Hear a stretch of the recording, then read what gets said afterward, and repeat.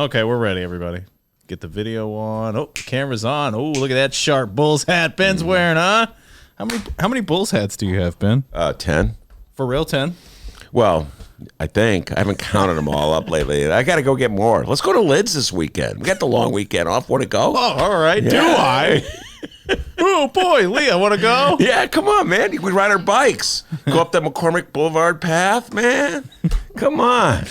Then we could go to that ice cream place. Sounds like a lot of fun. All right, sure. Let's do it. Before we get started with today's Ben Joravsky show for Wednesday, July 3rd. That's today.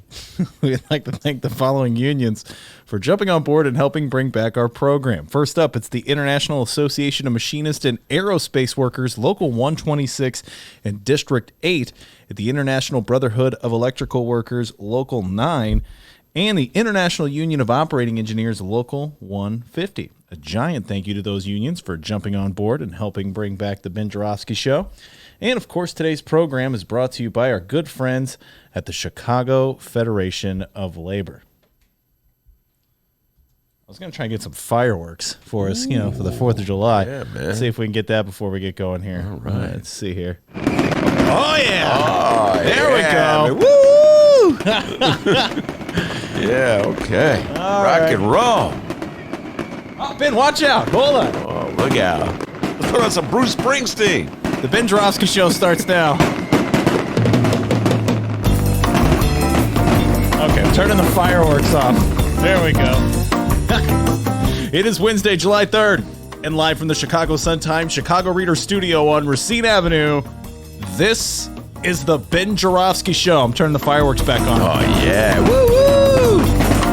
Born on the 4th of July. Today on the program, legendary Chicago journalist Monroe Anderson will join us. Yeah. And we welcome back host of Humanity in the Headlines, Atiba Buchanan, with mystery guest. And now your host, Chicago Reader columnist, Ben Joravsky. Hello, everybody. Ben Joravsky here. We're calling this I'm Scared Wednesday. And here's why. Well, they're just fireworks. You don't have to be scared. I'm not scared of the fireworks, but I'll tell you what I am scared of.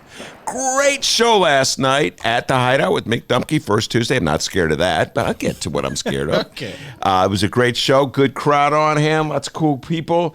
And we were discussing all the political issues today, and I have a confession to make, Dean. I hate admitting this, but... Let's hear it. I have to admit that young Mick Dumke was right and I was wrong. Isn't it always hard, Leah, to admit you're wrong and someone else is right, particularly when they're younger than you are? You know, I mean, where did he get such wisdom at such a young age? I'm Mick Dumke. I am right and you're wrong. Yeah, he is right and I'm wrong, and here's where the issue. Been talking about this a lot on the air lately, folks. It's on my mind, particularly since the Democratic debates, and that has to do with health care. I personally believe we should move quickly to a single-payer plan, Medicare for all, call it what you will, single-payer. And I say we should replace what we have, this private insurance scam, with a public plan. And Mick is like, oh, no. No, no, no. He's like Matumbo. No, no, no. Waving, no, no, no. Hang tight, non-sports fans. And plus, millennials, they don't know who Matumbo is, right? And some of them, maybe. I bet he's in like a rap song or two. He blocks shots, and then when he would block the shot, he would wave his finger, no, no, no. And that's Mick going, no, no, no. Because, and here's where he's right and I'm wrong, I think. Whenever I say we should replace the private insurance we have now, which is utter madness and lunacy, with a public plan, which would probably be less expensive and get us better service, he always points out you should never use the word replace because that implies taking away something from people. And if you tell people they're going to take something away from them, they'll get scared and they'll get nervous and they'll vote for Donald Trump. So you should talk about expanding the options. So Mick says, never say replace, always say expand. And I hate to say it, but I think young Mick is right. I should never say replace. It's going to be really hard for me not to say replace. I have to say expand. And here's the reality, and this is what I'm getting at from about people being afraid. Having covered Chicago politics for all these years, I realize people are very afraid of change. And I'm familiar with this concept when it comes to mayoral elections. I've talked about this many times. Voters, for years and years, I've been urging voters to vote for somebody different for mayor. This going back to the 90s when the mayor was Richard M. Daley. And it goes back into this last 8 years when the mayor was Rahm Emanuel. And they would always go, I can't vote for another mayor because I'm scared. They're afraid. Like if you vote for somebody other than the current incumbent mayor, like all services will stop. Ken Davis talked about this on this very show. Kenny D would talk about this. Ben, he would link like the who the mayor is to whether the trains would run, as though the mayor himself were driving the trains. Let's hear that Kenny D impression real quick. Not a word said, but still a fantastic impression. How is that possible? It's the trains, Ben. The trains. Well, I'm going to have breaking news for all our listeners out there, Kenny Davis included. Mayor Rahm's been out of office for over a month, 2 months now. And guess what? The trains are still running. How about that, D? Take a chill pill, man. So it's the same thing, trains in Chicago and healthcare nationwide. When it comes to any kind of change, people are like me when I watch the movie Candyman. I'm like in a fetal position with my hands over my eyes. I can't look. I'm so scared. Ah! That's how I watch Candyman with my eyes covered. Remind me to never watch that movie with you. Yeah. Anyway, back to national healthcare. Great column by Phil Cadner in today's Sun-Times. Right here. Phil Cadner is a columnist. I cite him often on this show. He's really an outstanding columnist. He points out you're already paying a tax for health insurance, people. He's talking about how Bernie admitted that during the debate that, yes, we'd have to raise taxes to pay for health care. And people are like, oh, my God, how can you say that? You can't say you're going to raise taxes. You can't say you're going to make people pay more. You can't say you're taking away something from people because they're going to get scared. And here's what Phil Cadner had to say. Every other industrial country in the world does both. Would a single-payer national health care system be perfect? Hell no. In the current system of health insurance, perfect? You know it's not. But people are frightened of change. Under the current system, people can't understand their medical bills or their insurance coverage. The current system is designed to confuse you and rip you off. You have to demand something different. Change is going to happen. It will be a change you control or one controlled by people most concerned about making money.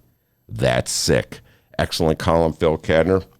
And the reality is people are so scared, they're so afraid of change that you have to message it just correctly. Remember, like Mick says, we're not replacing something, we're expanding something. You know, folks, it's going to be really hard to beat Donald Trump as it is. He's been raising millions and millions of dollars.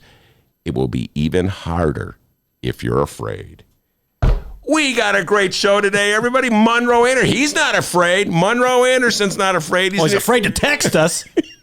Never text us. Has he text us, Leah? No? Come on, Monroe. He's a baby boomer, all right? Doesn't text. Somehow or other he gets into this. I don't know how he does, like a Superman.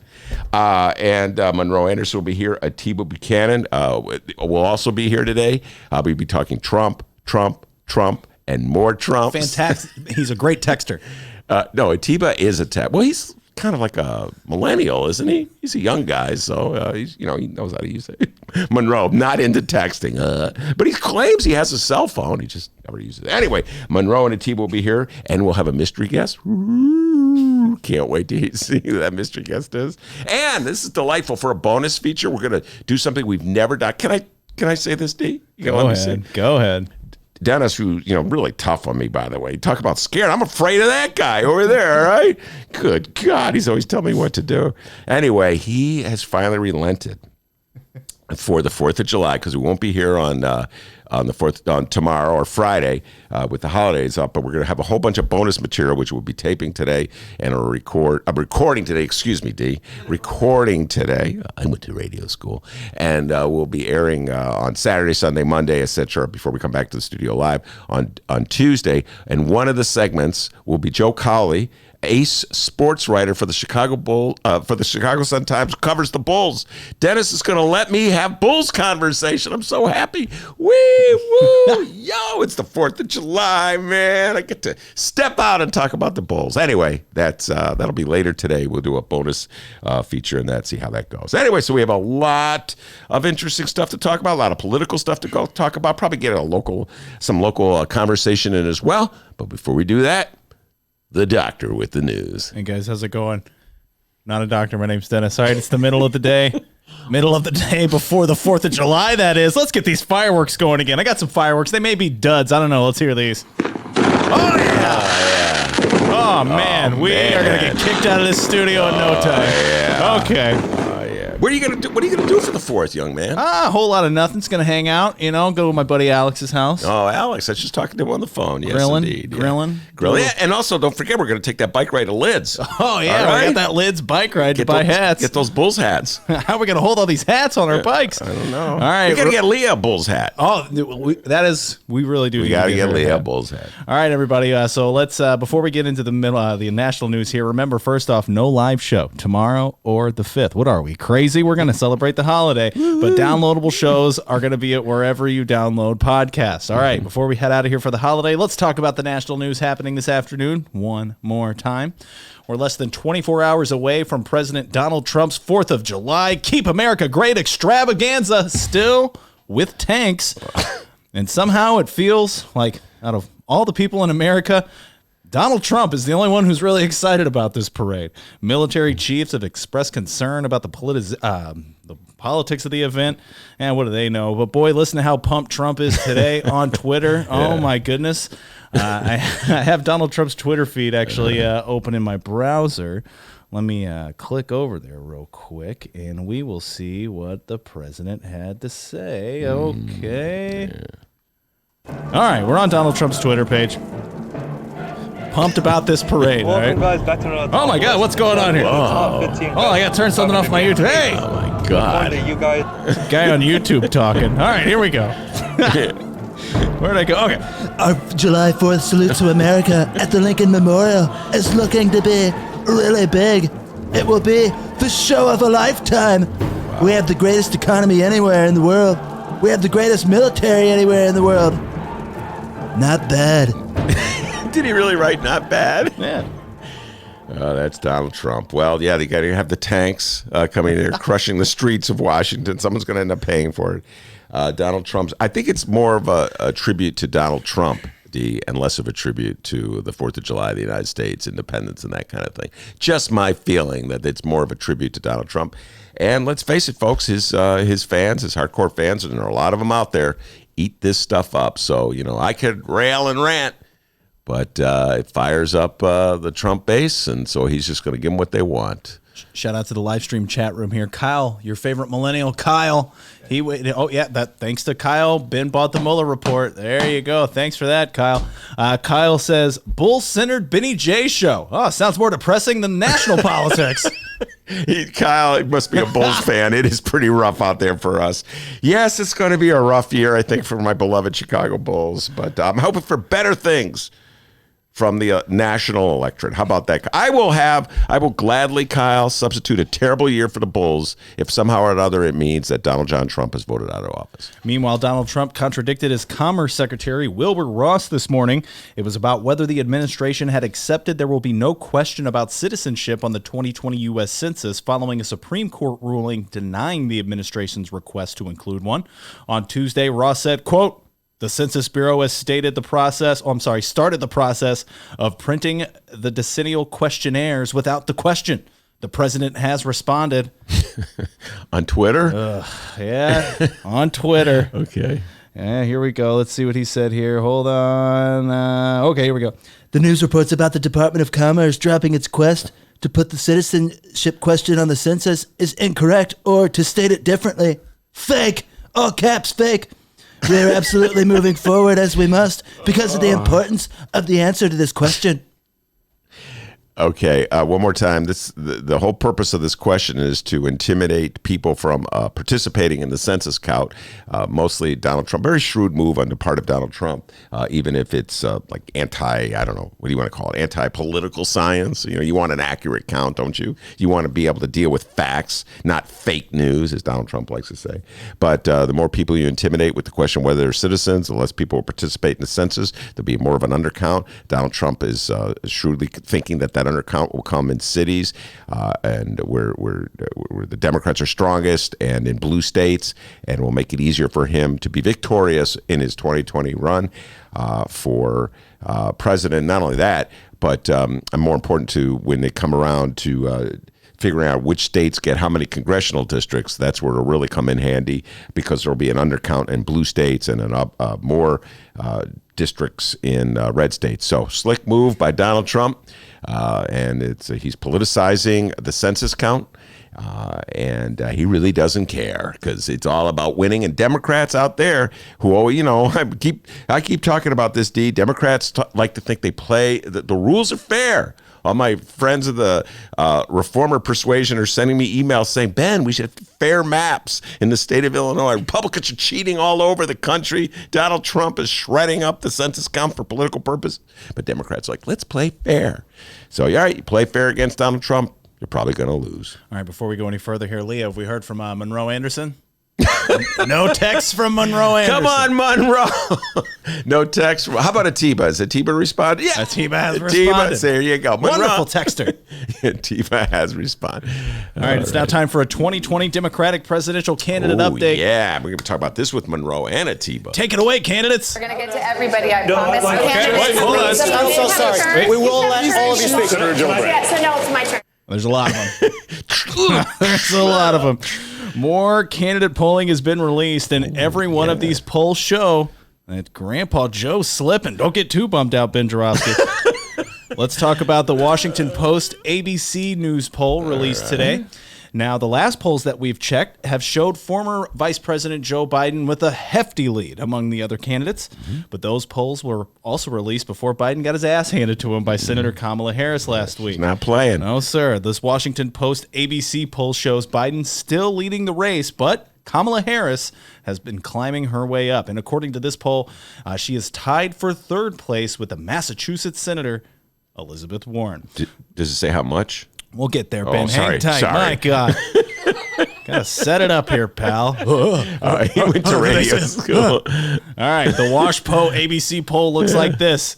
Biden, 29%. You know what? This needs a little more drama. Yeah, come on, man. Biden at 29%. Bernie Sanders, 23%. Elizabeth Warren and Kamala Harris, 11%. Oh, okay. Looks like there's a tie for fourth place between Julian Castro and Mayor Pete Buttigieg. Where they Mayor Pete At 4%. Okay, America's love affair with Mayor Pete. Not understanding that one that much, but whatever. The rest of the numbers look like this. Minnesota Senator Amy Klobuchar, 2%. Former Texas Rep Beto O'Rourke, 2%.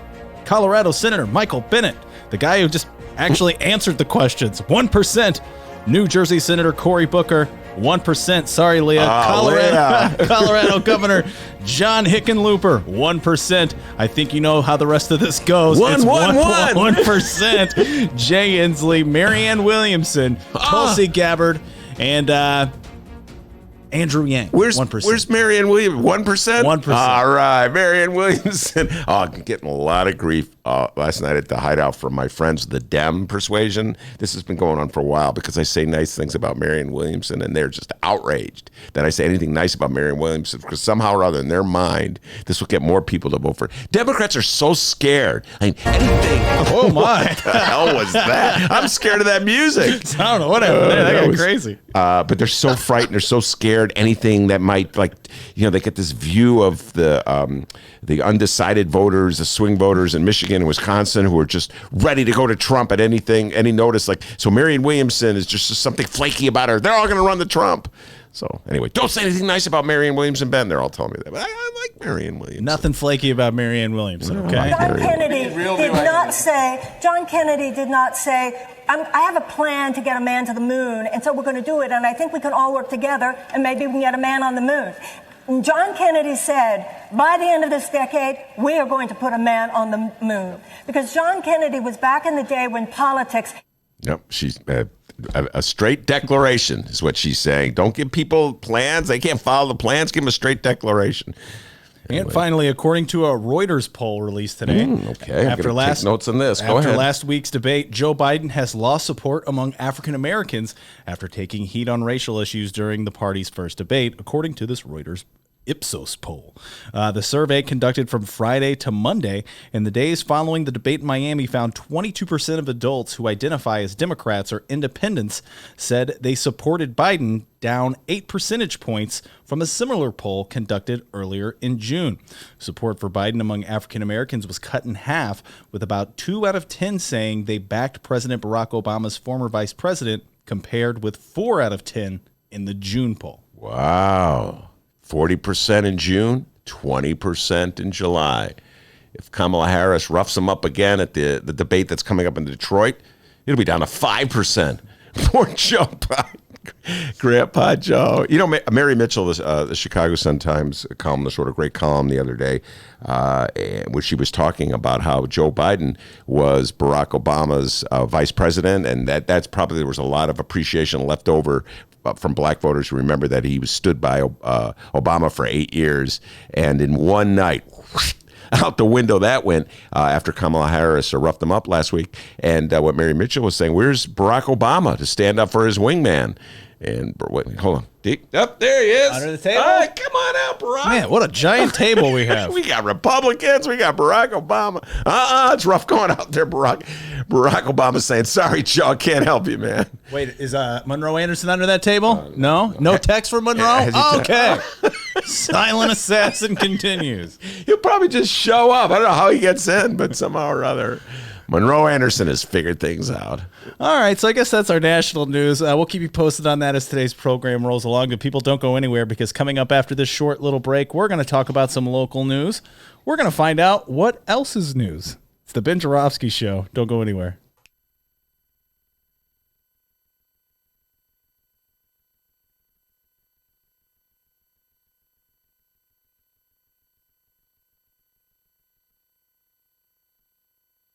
Read the Chicago Reader to get up to speed on what's what in Chicago. Culture, food, arts and entertainment, weekly concert listings, weekly event listings, the environment, travel. I can continue, but you get the point. And for all of you Chicago political junkies, raw weekly columns on real city politics from Maya Dukmasova and our very own Ben Joravsky. The Chicago Reader, free to the public in newsstands throughout the city and online at chicagoreader.com. Read it now and be a more informed Chicagoan.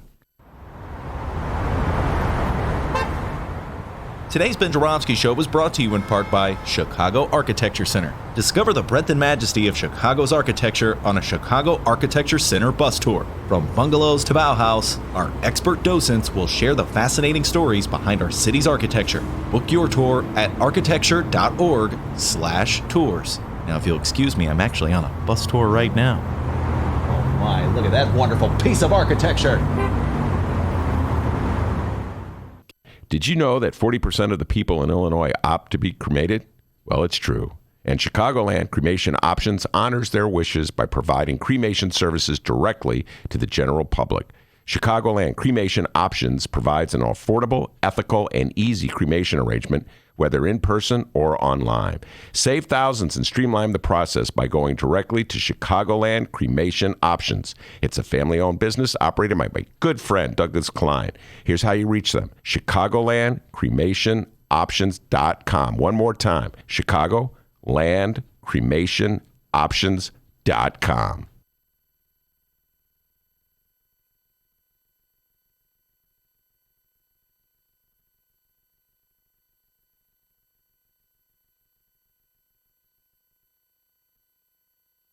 Commercial break over. Welcome back to the Ben Joravsky Show, live from the Chicago Sun-Times. Yes, indeed. We are live from the Chicago Sun-Times. Breaking news. Monroe Anderson has weighed in. He's here. No, breaking news. Monroe Anderson called somebody.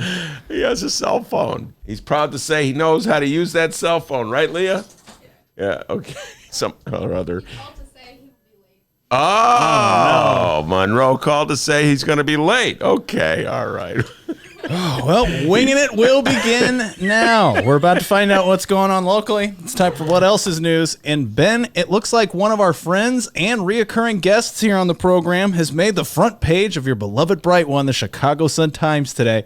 And hey, it's not negative in any way. It's actually very positive. The headline is titled Wonder Woman. It's Illinois State Rep Kelly Cassidy. Ben, you've been talking about this ever since you walked into the building. Let it rip, buddy. Tell us your thoughts on this article today. All right, here we go, everybody, right here. Kelly Cassidy in the front page of my beloved bright one. And I get the paper home delivers. Everybody knows I get 3 papers home delivered every day. And I opened it up, and there was Kelly Cassidy's mug next to this headline, Wonder Woman. And that's quite a headline for anybody to have to deal with. With her performance this past legislative session, State Representative Kelly Cassidy cements herself as a Springfield power on progressive issues. It's a Tina Svandella's special. It's a 2-page story. I urge everyone to read it. It's a recap of a lot of things that went down in Springfield. I'll talk about that in a little more detail after I say this. I texted Kelly to congratulate her on, for being called Wonder Woman. And now there's, since she's become Wonder Woman. Has anybody ever called you or saying, hey, congratulations on that article and be called Superman, Ben? No, nobody's ever done that. Never happened, huh? But no, the bad news is that it's kind of gone to her head. It's like, okay. Hey, Kelly, it's Ben Joravsky. I'm sorry, I don't talk to you since I become a Wonder Woman. Okay, well, I said reoccurring guest. That probably won't be happening anymore. I'm Kelly Cassidy, a Wonder Woman. And so I said, well, hey, Kelly, can you come on the show? And she goes, I'm sorry. From here on out, you're to refer to me as Wonder Woman. No, I heard when you called her, she said, Wonder Woman here. How can I help you? Like, huh? Wait, I have I saw the movie Wonder Woman, all right? What'd you think of that? I can't remember. Can Wonder Woman fly? I think so. All right, because I try to cut a live stream chat. Oh. I don't think she can. Oh, Wonder Woman cannot fly? I remember, I have a memory of, maybe it's Super Well, I mean, it is Woman. not a real person, so I mean... a made-up person could do whatever you want, right? Yeah, I know. I mean, in the movie, okay, literally, Smokey the Bear wears jeans. So I just can't remember in the movie. It wasn't one of my favorite movies. It was one of those movies that, like, for the first half, it's okay, and then they just start in with the fight scenes. No, that's your share with everybody your theory on all superhero movies. Oh, so yeah, this including Spider-Man. I will not be seeing Spider-Man. No, let me amend that. I will proclaim that I'm not going to see Spider-Man, and like the sucker I am, I will go see Spider-Man, because this happens every time. I walk out of one of these superhero movies, and I announce to my wife, that's it, it's over. I am never going to go see a Wonder movie or an action movie again, adventure movie again, because the same thing happens every time. It's pretty clever for the first half or so. Funny little dialogue exchanges. The superheroes, are kind of cool in their own quirky ways. And then they go, all right, we're mailing it in now. Let's forget anything about plot or dialogue. Let's just have action robots colliding for an hour. And I'm like, I think I saw this in the last movie, and I saw it in the movie before that, and that's it. Never going to see it again. And then somehow or other, I see those previews, and they always show like the really funny, snappy dialogue, clever little quirky superheroes, and hey, let's go see a superhero movie. And so, yeah, probably will see Spider-Man. But anyway, back to Wonder Woman. I saw Wonder Woman. Kelly Cassidy has been proclaimed a Wonder Woman, and Kelly Cassidy has been coming on this show, and she's been coming to the Hideout. She's been dutifully showing up whenever we ask her to show up. She's a good sport. To be interrogated by me and Mick Dumke, going back for like 5 or 6 years. And she has been, got to give Kelly credit, putting all teasing aside, on the front line of so many of these issues for so long. And finally, and by the way, it looked as though this would be like it really is like a Wonder Woman plot. I mean, Tina didn't play this up in the story, but think about it. She was on the ropes about a year ago. It was about a year ago or so. Kelly Cassidy spoke out Oh, the Madigan. Yeah, the Madigan thing. Yeah. She spoke out on behalf of some women in Springfield who had been harassed by some apparatchiks in the Madigan operation, some Madigan appointees, political appointees, and she was punished. She had to quit her job with the Cook County Sheriff's Office. And, you know, anybody who spoke out against Madigan, there was this fear. Talk about fear. There's fear in politicians. You can't say anything bad about Mayor Rahm. You can't say anything bad about Mayor Daley. And you can't say anything bad about Michael Madigan, or else he'll oust you. And Kelly Cassidy had the guts to speak up. And here we are a year later.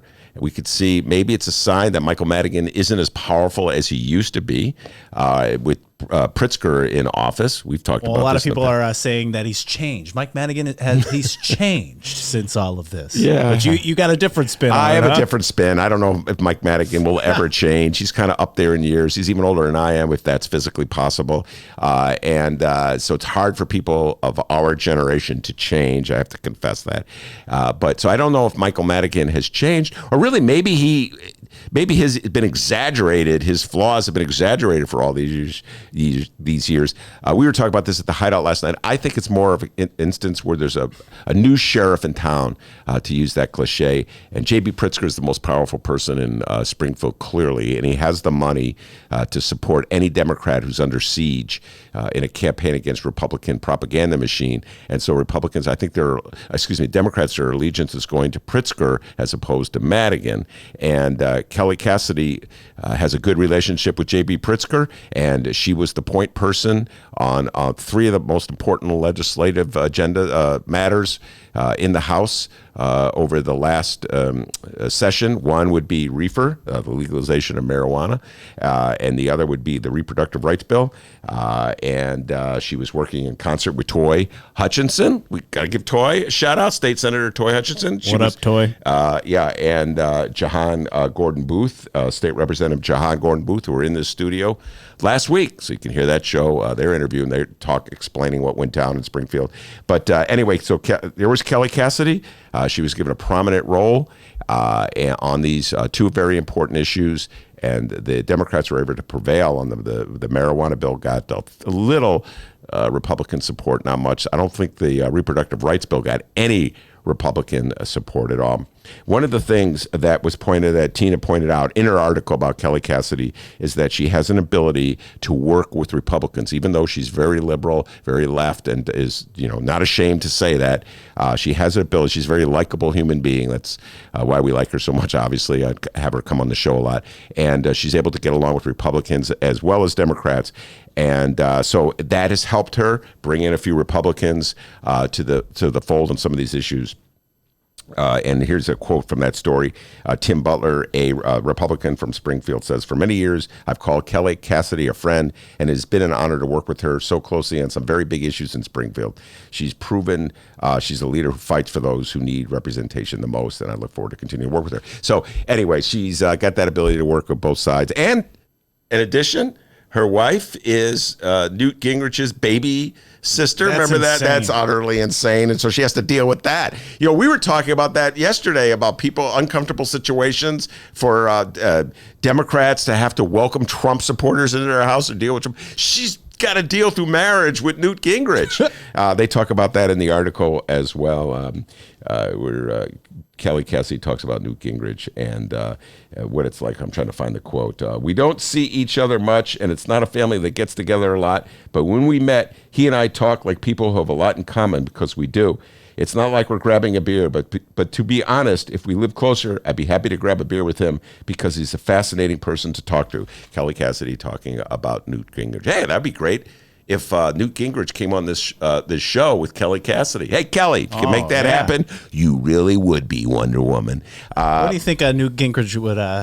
What would his take on Ben Joravsky be? You think?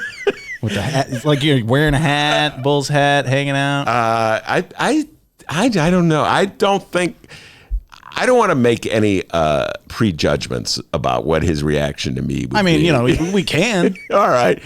I think I would be like a creature from another planet to Newt Gingrich. on many levels. Who's this guy? Yeah, oh my God. He's a Bulls fan. I don't think Newt Gingrich is much of a sports fan, so we wouldn't connect. Where's he from?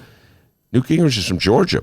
Oh, so Atlanta Hawks fan, maybe? Yeah, if that. I don't recall. What we do share is a love for espionage novels. Newt Gingrich has written a few novels, which I've actually read. I could talk to him about his literary career. There you go. I may be the only person in America who's read Newt Gingrich's novels. I don't think even Kelly Cassidy has read Newt Gingrich. Anyway, Kelly Cassidy, Wonder Woman. I hope she'd come back to the show. You know, now that she's Wonder Woman status, she's very important and too busy to come into the show. Although, having said all that, she may be here in about 4 hours to do a bonus for the weekend. So congratulations to Kelly Cassidy. She was Wonder Woman on the cover of today's Sun-Times, and she survived going up against Madigan. She seems to be stronger than ever, and she's leading the charge for progressive causes. What's on the back? What's on the back of the Sun-Times? My beloved Bright One has a story about a White Sox pitcher. Oh, okay, no sports. No sports. Sorry, okay. No sports. Okay. Well, I'm going to ask you a question about Wonder Woman, Kelly Cassidy, in just a second here. But let's go over to the YouTube live stream. We also got a Facebook question or a comment as well. So let's head over to the YouTube live chat here and see what the people are saying here. Oh, okay. We have an answer on Wonder Woman. Does Wonder Woman fly? Tackling the tough issues here today on the Ben Joravsky Show. Can Wonder Woman fly? Well, Wonder Woman has the invisible jet.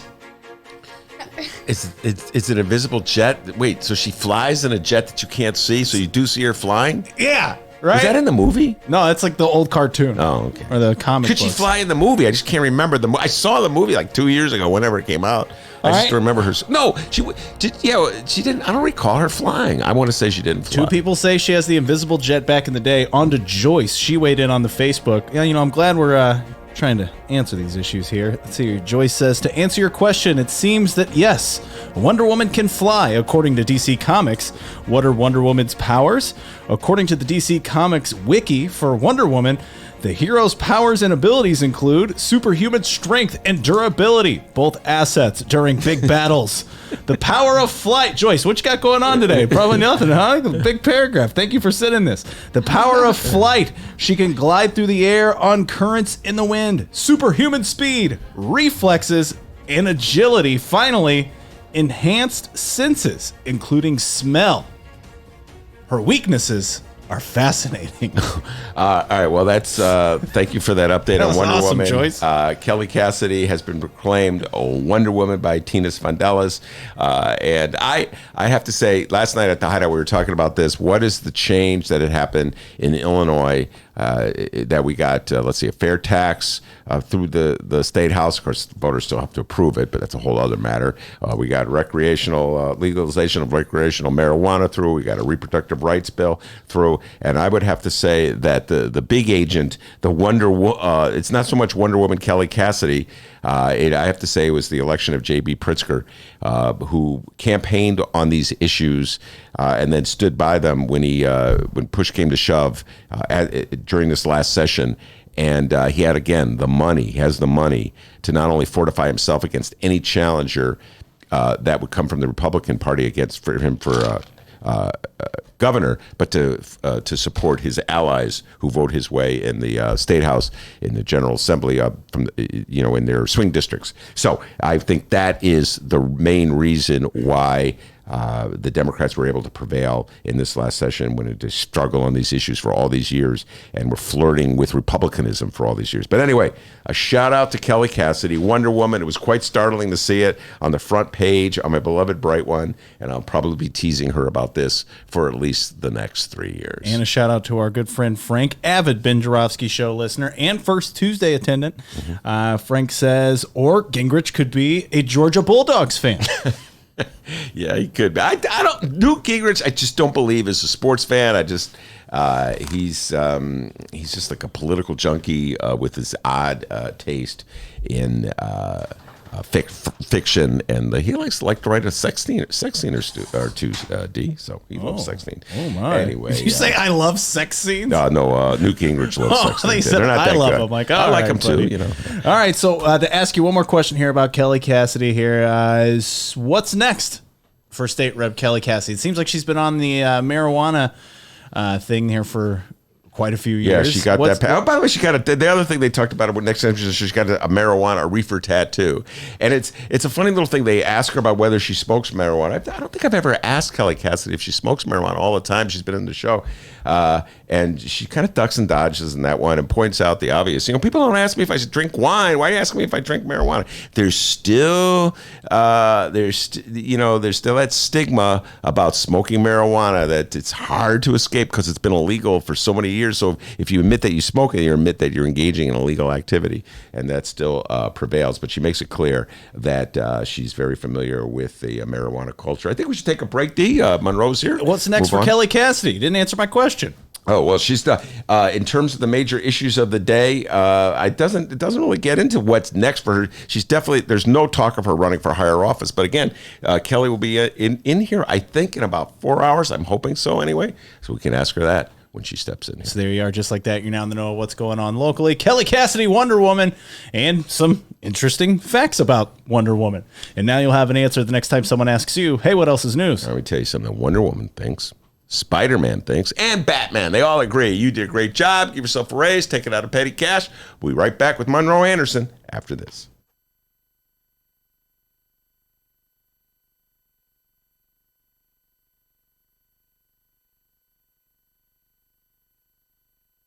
It's Chicagoland's adult entertainment playground.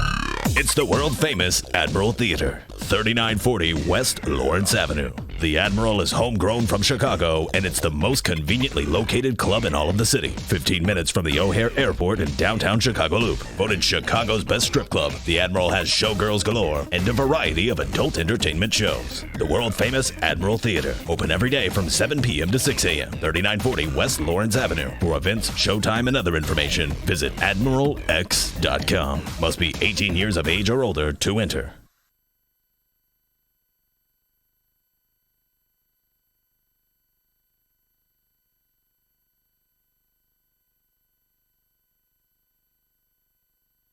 Hey, playing now at Steppenwolf Theater, the world premiere of Ms. Black for President. It's inspired by the true, that's true as in it really happened, TRUE story of Joan Jett Black, America's first drag queen presidential candidate. You know who created it, D? No. It was created by Tony nominee Tina Landau. Oh. And you know who else created it? No. Oscar winner Terrell Alvin McCraney. You know him, Moonlight. Oh, yeah. For tickets, visit steppenwolf.org. That's Steppenwolf, like the rock group from the 60s, .org. Hang tight, millennials.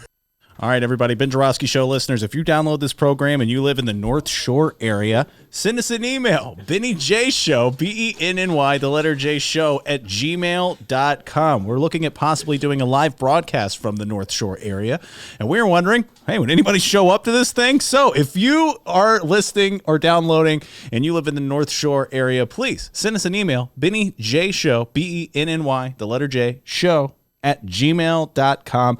Tell us you're a listener, say hi and all that, so we could, maybe get a gauge on if we should do a live broadcast in North Shore. Hey, everybody, what you're about to hear are the piano stylings of Jeff Manuel.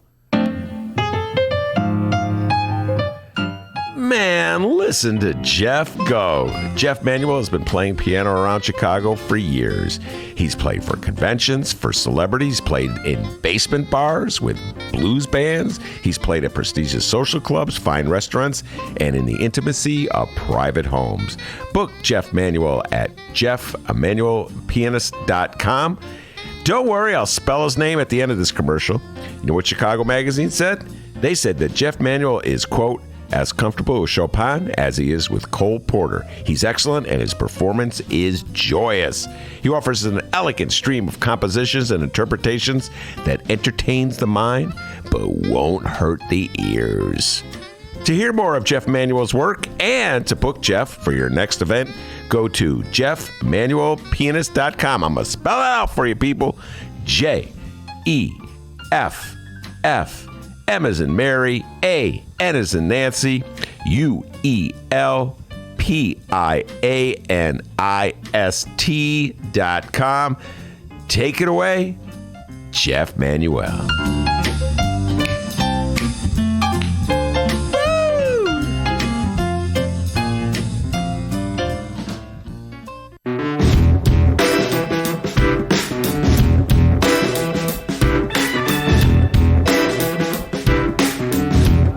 Welcome back to the Ben Joravsky Show, live from the Chicago Sun-Times. Yes, indeed. We are live from the Chicago Sun-Times, and with us in the studio, Monroe Anderson.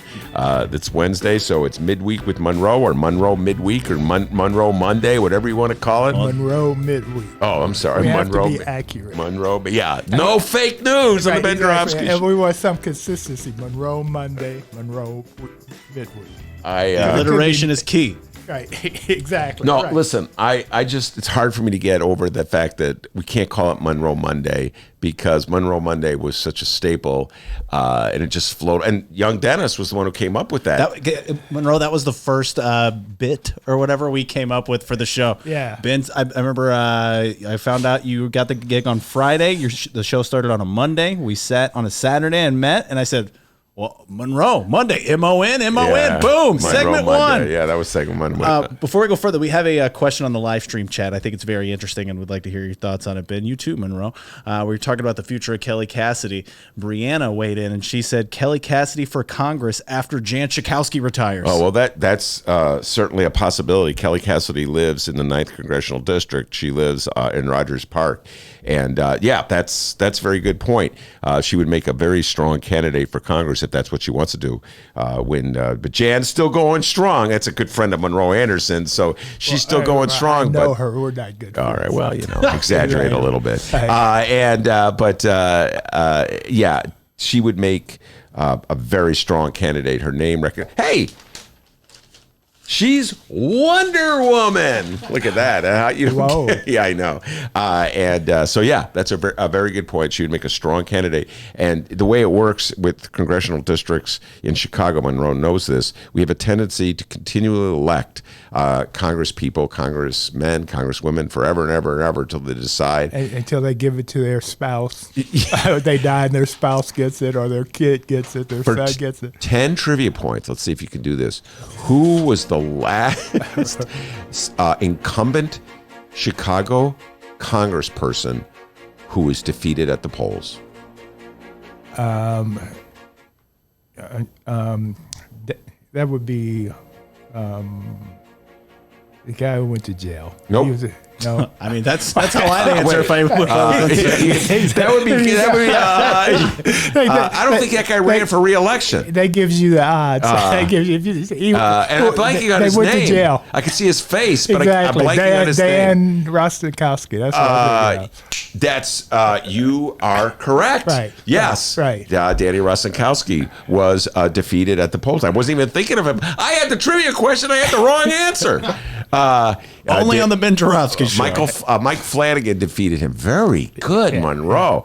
I was going to say the last one who wasn't facing criminal charges was your old friend Charlie Hayes, who was defeated by Bobby Rush. Bobby Rush. Yeah. So anyway, generally, unless you're facing criminal indictment, you're pretty much unbeatable in Chicago if you're an incumbent congressperson. And Charlie was 936 years old when Bobby went up against him. Yes, and Charlie Hayes' sponsor, if you will, was Harold Washington, and Harold Washington had died, and so that connection was lost. Right. And he was a union man. He was a union man, a very strong union man. Strong. I like Charlie Hayes. Yeah, I did too. Yeah, he was a good man. Anyway, so this is a long-winded way of saying that Jen Schakowsky will probably get to be Congresswoman for as long as she wants. Yeah, because she came after, God, I'm blanking on his name. But Sidney Yates. Yeah, right, exactly, who was a serious art supporter. That is correct. Yeah, very good for knowing that. Serious art supporter. So I'm sure it's no coincidence you know that, and your wife is a serious artist. Right, and I was on the board of the Arts Alliance Illinois for 23 years. Yeah, so that's how everybody knows Sidney Yates. Right. He was Mr. Arts Support, fought against Reagan on a lot of issues in terms of supporting controversial artists who pushed the envelope a little bit with Malaprop. Right. Malaprop. Yeah. And but anyway, so Jan Schakowsky will probably be Congresswoman D for a long, long time. But when she decides she wants to step down, Kelly Cassidy will probably be a very strong candidate, and I wouldn't be surprised if she runs. So, good response to that. All right, let's shift to Trump. Monroe Anderson is in the studio. It's time for Trump. We have a whole list of things to talk about, but I just have to mention one thing before we get to tanks and the 4th of July and Trump's parading around with Putin, etc. Did you see, I just happened to see this after I talked to you, the article about George Conway. This is so bizarre. It gets more and more bizarre. George Conway, of course, is Kellyanne Conway's husband. Yeah. Kellyanne Conway is one of Trump's chief strategists. She stayed loyal to him through the campaign, into the White House, etc. Right. George Conway, her husband, a prominent Washington, D.C. lawyer, despises Donald Trump, is always railing against Donald Trump. And he came up with an article that in the Huffington Post advising Democrats on what to do to defeat Donald Trump. And he has pressure points. You just push him, and he'll go off, and he'll make a fool of himself. So just keep. Oh, you have to push something for that to happen. I thought Trump woke up every morning and said, "What foolish things am I going to do today?" And he makes a list, and then he goes out and does them. So you don't even have to push him. Right, Huh? he's like, no buttons necessary.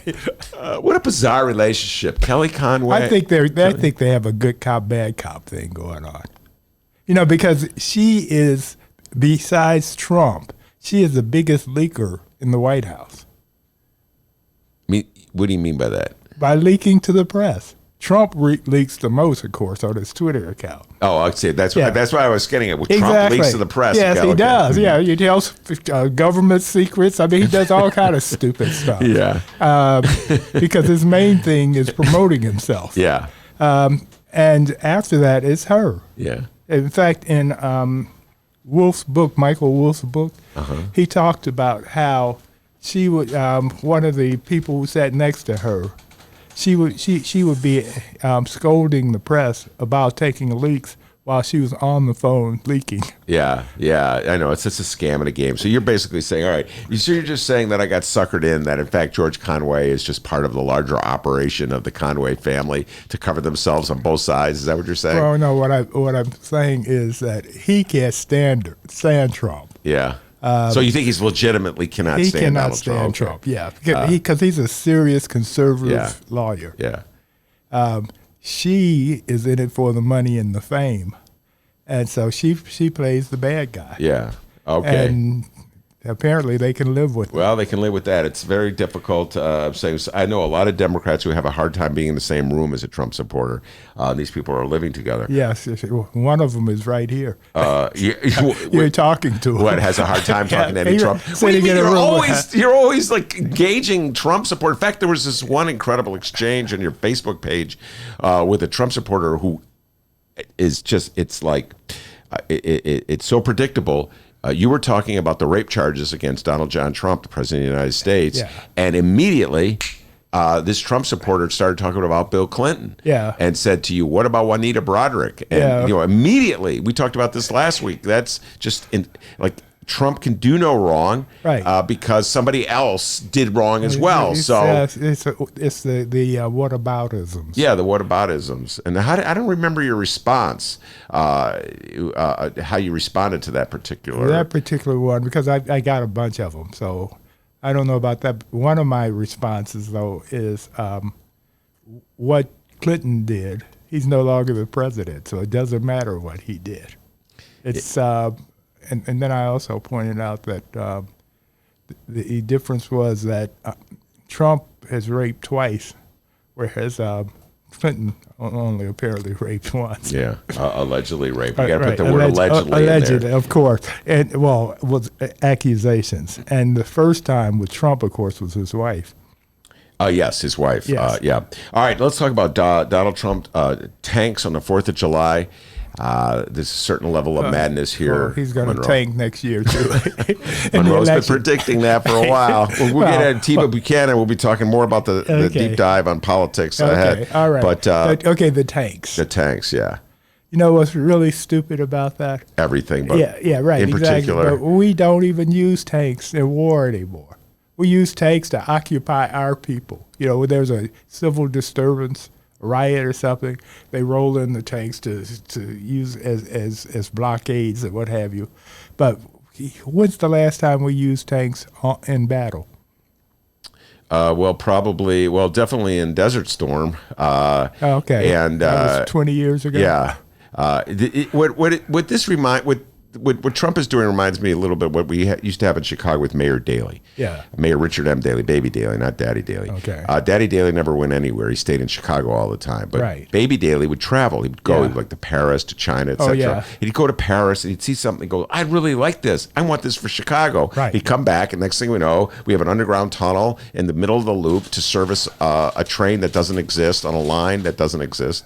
That cost us over $250 million, a waste of money. Right. Now with Donald Trump, what is he? Went to Paris or he went to France? He went to Paris. And is that where he saw the tanks? The parade. The parade. He goes, I want one. Their Bastille Day parade. Yeah. Yeah. He was so impressed. Well, they had the whole military parade, and he was there. So of course it was all for him. And so then he wanted it for him here, and so he's been trying to do it. The Pentagon has been trying to discourage him from doing it. He claims it's because he loves the troops so much. Commander Bonespurs loves the troops. But if he really loved the troops, he would have let them have a national holiday off where they could be with their families instead of running around playing soldier. And the other problem with that is in Russia, in North Korea, in these countries where they have these serious military parades, they practice for years to get the precision. They don't throw it together on a whim. One of Trump's, I don't need anybody to push my buttons. I'm going to do something foolish this morning, whether they like it or not. Well, do you think this is actually an astute political move by Donald Trump? No. It's a mess up. It's another Trump screw up. Because what he's going to do tomorrow, Nixon tried the same thing. Foreboding, foreshadowing. Didn't work well for Nixon. Exactly, right. He tried the same thing, except at least Nixon was smart enough to not be there. He tried to do it, but he went to California. He was in California. I don't remember this. Nixon wanted to have a tank parade in Washington. He had some sort of Salute America thing when he was having trouble. Yeah. Well, it was a military, and it bombed. You had protesters out there, which anti-war protesters, which you very well may have tomorrow. In fact, I'm going to be surprised. The baby Trump balloon is already there. They can't float it though. They didn't get. You're not going to let them float that balloon. No, but it's stationary. It's going to be there. And the destruction to the streets of Washington, have they figured that out yet? Or they're not going to have the tanks go down the streets? They're going to have them like just little monuments. I see. All right, well, that's good to know. And that could do damage because they do weigh 60 tons. Yeah. All right. Now, one of the Trump news that we have to recount before we bring a team on, Trump and Putin last week at the G20 summit. That was like a low point, in my humble opinion, in Donald Trump's presidency, where he was joking around with Putin about how do you deal with the press, right? Where he said, we have the problem of the press. You don't have that problem. Yeah, the fake news. Yeah, fake news. Yeah, and which every dictator and bad guy leader in the world is now using that term, fake news, because they don't want the media telling the truth. So that's what if you don't agree with it, or if it doesn't agree with you, then it's fake news. And so ultimately, Monroe, when the American people see this happening, how do you think this plays with the public? When they see Donald Trump joking with Putin about spying, meddling into the politics, right, where he turns to Putin and says, "Don't meddle in our 2020 election." Right, exactly. And then says, you know how to handle the reporters. Right. So what do you think the response is amongst most Americans? If you're a Trump nut, you shrug your shoulders and go, oh, that Donnie. But if you're a red-blooded, flag-loving, patriotic American, you're upset. Well, I'm starting. And I'm upset. Yeah, you're upset. I was very upset by that, and we talked about it yesterday with Maya in the studio, and I I feel as though the Democrats are in a trick bag here, where Donald Trump's outrageous behavior is given the same is like the moral equivalent of something a Democrat do that I think would be in the normal confines of politics. And so so Donald Trump, let's say, his outrageous behavior with in regard to Putin will be made equivalent to a Democrat speaking Spanish at the debate. Like there's extremes on each side. Yeah. Like that's the equivalent of Donald Trump joking with a tyrant about how to deal with reporters. And there are about two Trump nuts. That's the equivalent, not to everybody else. So you're what's happened is Trump has normalized all these crazy things he does, and he does a scandalous thing every day. So before you could really talk about, you know, I mean, just as an example, the rape charge.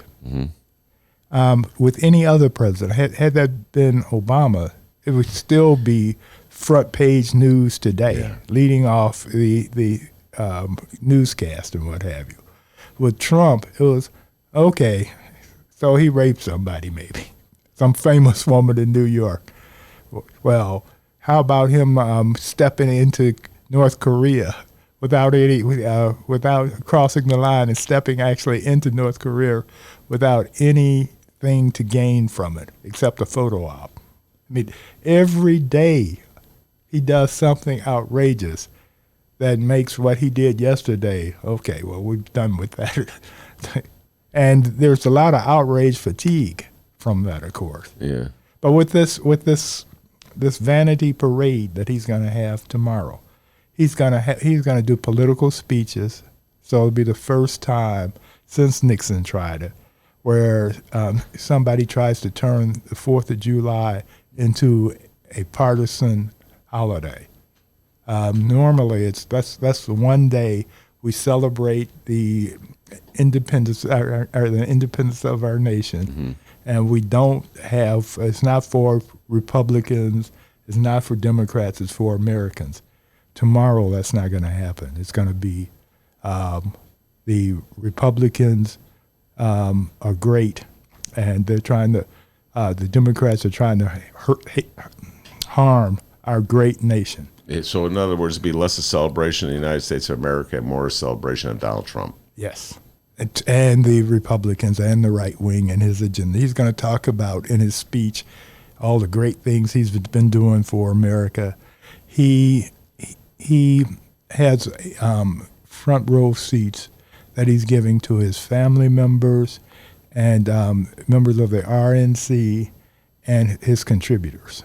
So they're going to have the best seats in town for this particular event. Yeah, so this will be like the inauguration all over again. 3 years in. Yeah. But maybe more heavily attended because it's the 4th of July. Well, I can't imagine many Democrats showing up for that. Like I said, there's pretty much they're going to show up for the fireworks. And end up seeing Donald Trump. Right, 40 minutes worth of fireworks. That's Monroe Anderson. I'm Ben Joravsky. Atibu Buchanan is standing by. We're going to bring him on. We're going to broaden the discussion, talk about this. My whole list of things to talk about. How about Jesse Jackson and Mayor Pete and the Democratic primary, the debates, the border crisis, a lot of political talk ahead of us. We'll be right back after this. Come on in. Today's Ben Joravsky Show was brought to you in part by Chicago Architecture Center. Discover the breadth and majesty of Chicago's architecture on a Chicago Architecture Center bus tour. From bungalows to Bauhaus, our expert docents will share the fascinating stories behind our city's architecture. Book your tour at architecture.org/tours. Now, if you'll excuse me, I'm actually on a bus tour right now. Oh my, look at that wonderful piece of architecture. Get a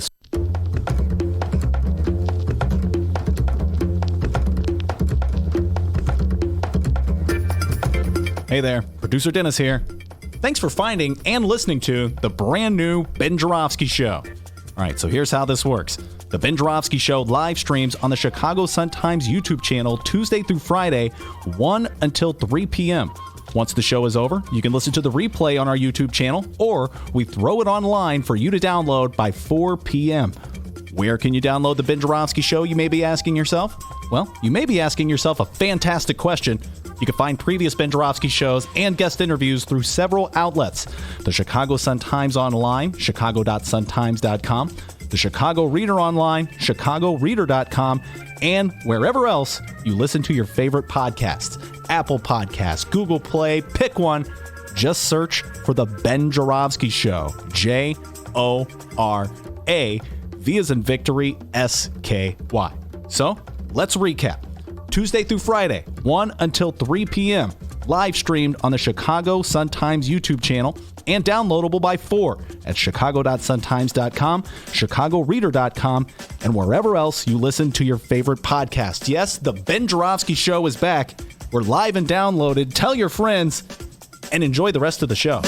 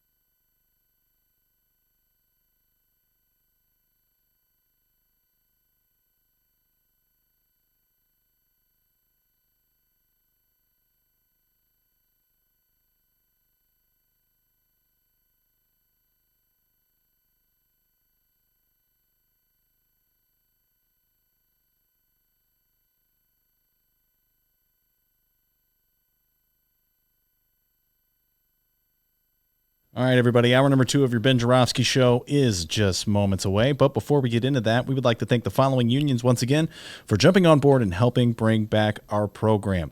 First up, it's the International Association of Machinists and Aerospace Workers, Local 126 in District 8, the International Brotherhood of Electrical Workers, Local 9, and the International Operating Engineers, Local 150. A big giant thank you to those unions for jumping on board and helping bring back the Ben Joravsky Show. And, of course, today's program is brought to you by our good friends at the Chicago Federation of Labor. Hour number 2, let's go.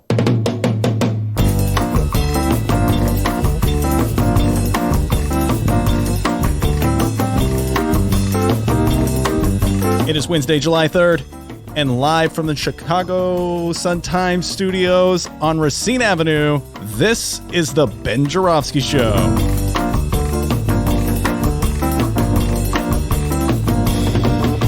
In this hour of the program, we still got Monroe Anderson in studio, and we welcome back host of Humanity in the Headlines, our good friend Atiba Buchanan. And now your host, Chicago Reader columnist, Ben Joravsky. Yes, indeed. Atiba Buchanan has joined us. Monroe Anderson sticking around. It's a great combination for political talk. Before we get to him, D, you got an update for me? Absolutely. Few updates here. First off, Atiba. I know, Atiba, you follow superheroes and comics and movies and all that, right? Absolutely. All right, we have a question. We're tackling the tough issues today here on the Ben Joravsky Show. Wonder Woman, can she fly? Yes. She can. Independent of her invisible plane. The invisible jet. She can fly without it. Yes. Did she fly in the Wonder Woman movie? No. Now, in the movie, yes. Yeah, she did fly. Yeah, because she was flying in Batman versus Superman. That was her first appearance. But I thought do know your stuff. I thought you were asking me, did Linda Carter fly back in the 70s, and she did not. Wait, you are not old enough to remember Linda Carter from back yes, I remember it vividly. Wow. They do have reruns. Oh, they have reruns. But I watched that and The Incredible Hulk. I grew up on them both with Lou Ferrigno. Yeah. I like The Incredible Hulk. But I just don't remember Wonder Woman flying in the last movie. Who was the actress that played Wonder Woman? Gil Gadot. Very good. Dang, this guy's good. I have a friend who's in his 60s, and he's a Marvel Comics nut. You know, Yeah. I mean, he's just. I mean, there are people. If you're into it, you're into Well, it. I guess. I mean, I go see the movies. I just can't remember them from one movie to the next. But anyway, So okay, there we go. Case closed. Wonder Woman can fly. Oh wow! Yes. Hit that table really hard. All right, and we just want to remind everybody: no live show tomorrow, 4th of July. We're going to be taking a break, and no live show on Friday the 5th as well. But do not worry, like we always do, we will have Ben Joravsky bonus interviews for you to download, and one of those interviews may involve sports writer from the Chicago Sun-Times, Bulls man. What's his name again? Joe Colley. Joe Colley. Hey, we'll see how this goes. Ben Joravsky talking the Bulls finally on one of these podcasts. And Bhaskar Sankara from Jacobin will be on another one of our bonus interviews. I'll be interviewing him today. And Wonder Woman herself, Kelly Cassidy.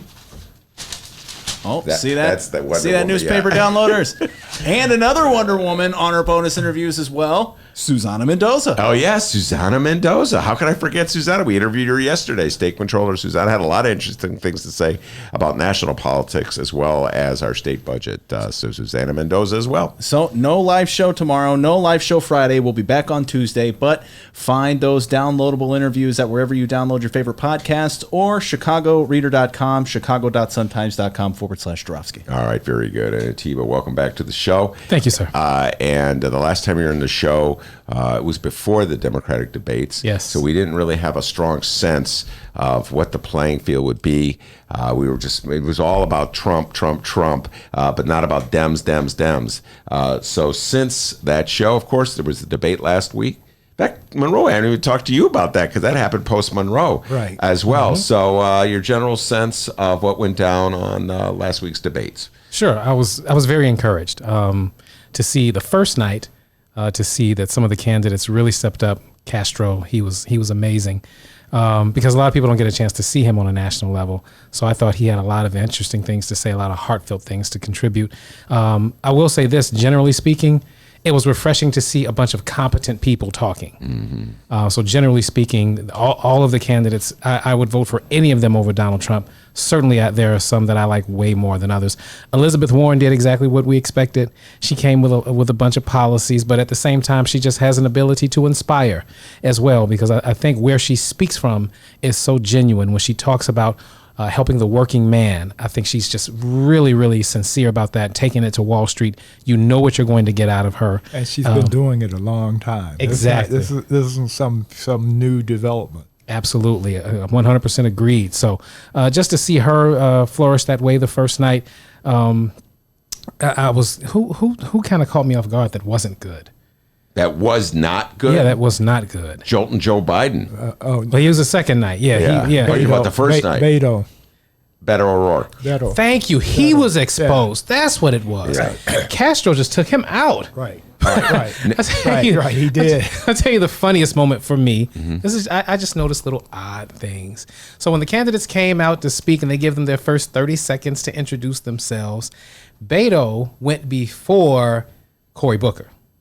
And Beto opened up with Spanish. Yes. And Cory Booker was standing there like, I just told him I was going to do that in the green room. Right. He stole He was just completely miffed that guy had spoken Spanish. He had a serious case of the jaws. He couldn't even hide it. Wait, time out. So I saw the picture. I saw that dumbstruck, the dumbstruck look on Cory Booker's face. Right. By the way, Leah, huge Cory Booker fan. Just want to point that out. Yeah, she loves the guy. She loves him. Look, she immediately turned red. What was that about? We've been teasing her relentlessly about her.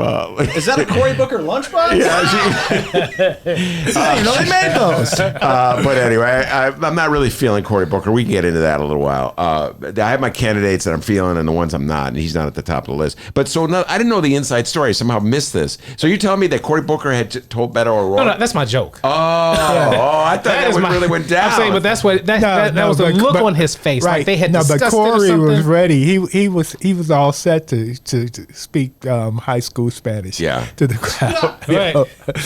And and Beto just completely stole his thunder. Yeah. And the look on his face, man, I was on the floor. Like, all right, now let's deal with a couple of ramifications of that first debate on two issues. Sure. The counterpunch.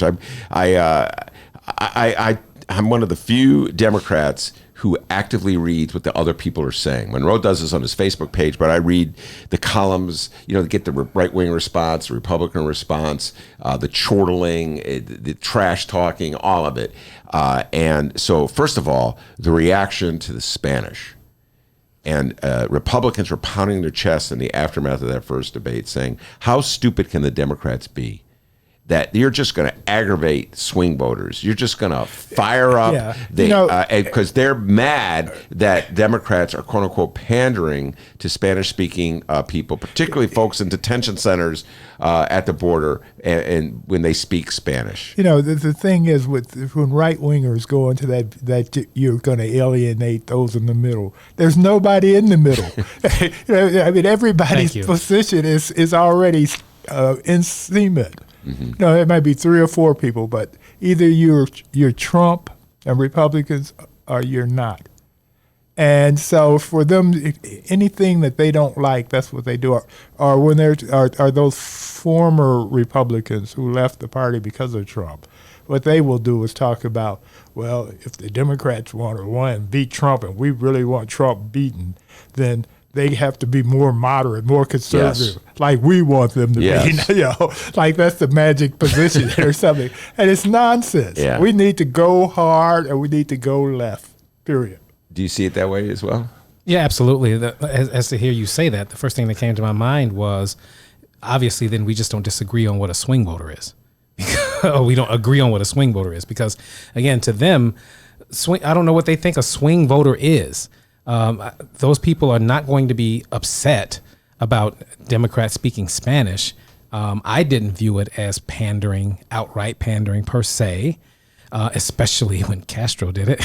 Right, exactly. Well, that's what Castro did. He said, wait, let me show you guys how it's spoken. Yeah, exactly.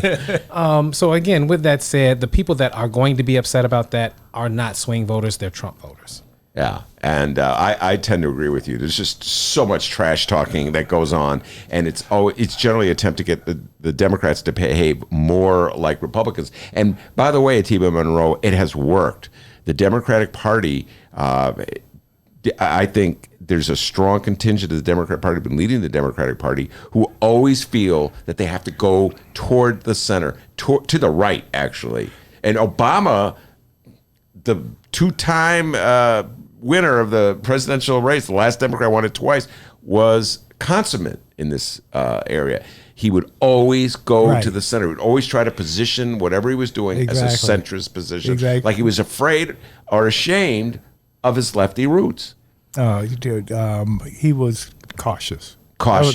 That was Obama's weakness, is he was cautious. Two things. And one, I agree with you. He was cautious, but he grew to be cautious. Initially, he was naive.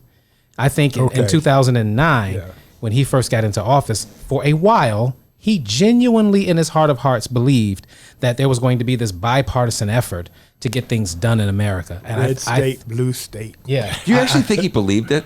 I know he did. Absolutely. Part of his shortcomings, again, was his naivete. It was maybe in his second term when he really realized Republicans are not going to support you on anything, even on things that they agree with. Yeah. And if he had that mindset from day one, he wouldn't have squandered his first 2 years in office when he had a complete run of the House and the Senate and the White House. Right. He would have done more. He would have been more aggressive. Right. But he really thought he could bring people together. He really thought that they would look to work with him. And he was, again, he was naive in their positioning because, again, he wasn't even in the office good before Mitch McConnell was having a roundtable meeting saying how he's going to be a one-term president. The first day. The first day, they said their job number one was to make him a one-termer. On day one, they came obstruct everything he was going to, and that's exactly what they did. So part of it was exactly what you had mentioned, and part of it was his naivete. Yeah. I remember from the Obama years when Aaron Schock was a congressman from Peoria area, a Republican congressman, and Obama put him on the airplane, flew him on the presidential jet, try to win him over to get his vote. I think it was the bailout plan, the economic stimulus plan from 2009, going back in history here, and he still didn't vote for it. Right. And that if Obama believed the stuff he said, and Atiba, I'm having a hard time believing he actually believed the stuff he said because it came out of Chicago. You can't be that naive coming out of Chicago. Contrary to what John Cass writes, Obama was never a part of the Democratic machine.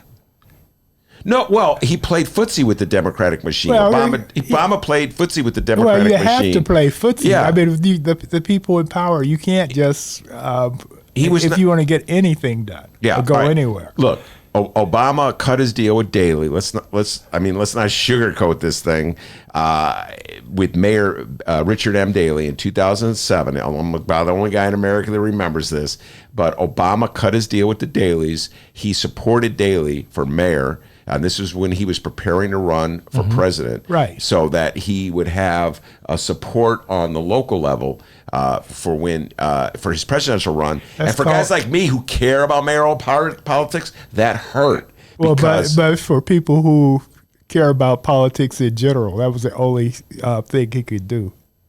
See, here we go again. Now we're back into the whole issue of, there we go. This is it's so typical Democratic coming out of your mouth, Monroe. That's how Democrats view the world, and that's why I'm saying I don't even think they believe half the stuff they say. They're always cutting deals. Who doesn't believe? Who doesn't cut deals like that? Who's in politics?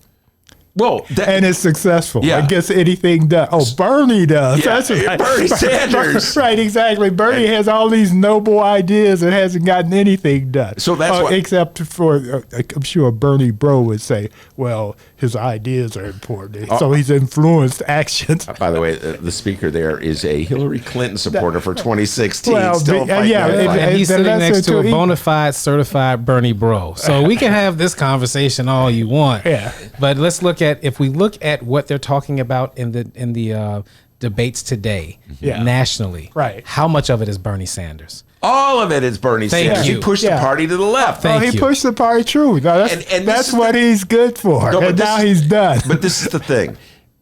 Barack Obama comes from that wing of the Democratic Party, which has been the prevailing wing of the Democratic Party that has always operated as transactional politics.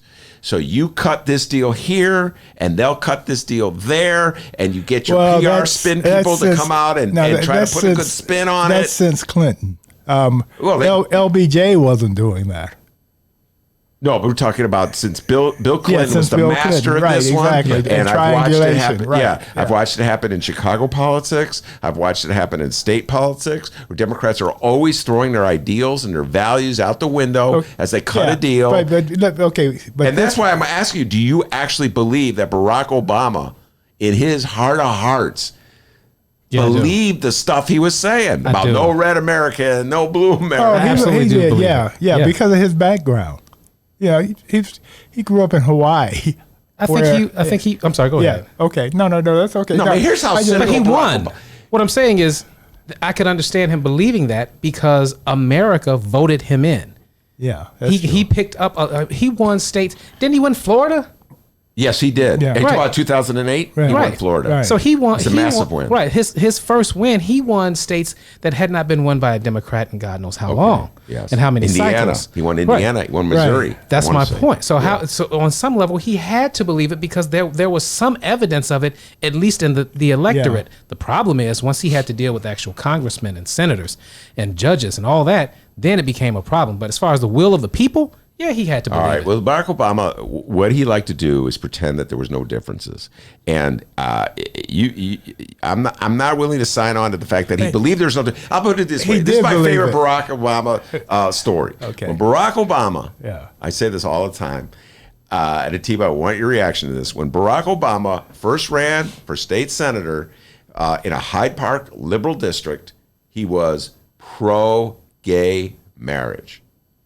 In 2004, when Barack Obama was running statewide and he in a Democratic primary, suddenly concerned about how that would play downstate outside of Chicago, he evolved his position evolved on gay marriage. Suddenly, his religious convictions prevented him from endorsing gay marriage.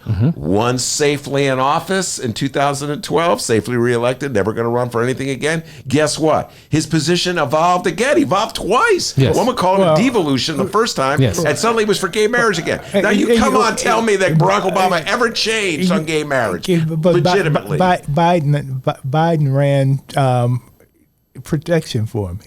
You remember Biden came out for it first, and then Obama. I know, but let's deal he with tested the yeah, I know. He was the canary in the coal mine, if they say. But this is how politics works. Ben. You don't just. You don't have a conviction. You have some convictions, but they have to work. If your convictions, if they're no good, they're not going to get anything done. Then you have to bend them. That's just politics. So Chicago politics. This is politics. This is how it works. It works this way in Texas with the Republicans. This is how politics is done. Let me see a Republican anywhere in the country who is supporting gay marriage now, who's evolved on gay marriage. Show me a Republican anywhere who's left Donald Trump, who's compromising on anything that Donald Trump. Show me the Republican who stood with Amash. One Republican. Oh, you said one. You asked for one. You did ask for one. That is true. Right, okay, fair enough. Let me just. They're about to drum him out of the party. Yeah, of course. Right. Let me just say that's this why you don't do it that way. About Barack Obama and his evolution and devolution, as you like to call it. First, in all fairness, you're talking about an 8-year window. So it is possible that. Now, don't get me wrong. I agree with you on the gay marriage point, because I remember him specifically saying in 2008 that he was for civil unions, right? He said, they asked him about gay marriage. He was like, not really, but I am for civil unions. That's and the college law professor in him talking. Exactly. Yeah. Okay. But to Monroe's point, he said what he had to say to some extent to win, to get something done, to where the ends kind of justify the means. But does that make him completely this pliable person that you can just change? And is he Donald Trump, who will say anything in any opportunity? Right. Absolutely right. not. No, okay. Absolutely not. As an example, I covered Obama. We can talk about his flips.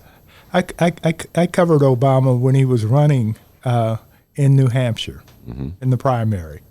And at that time, Axelrod was complaining to me that Obama did not go after Hillary hard. He kept trying to get him to go after Hillary.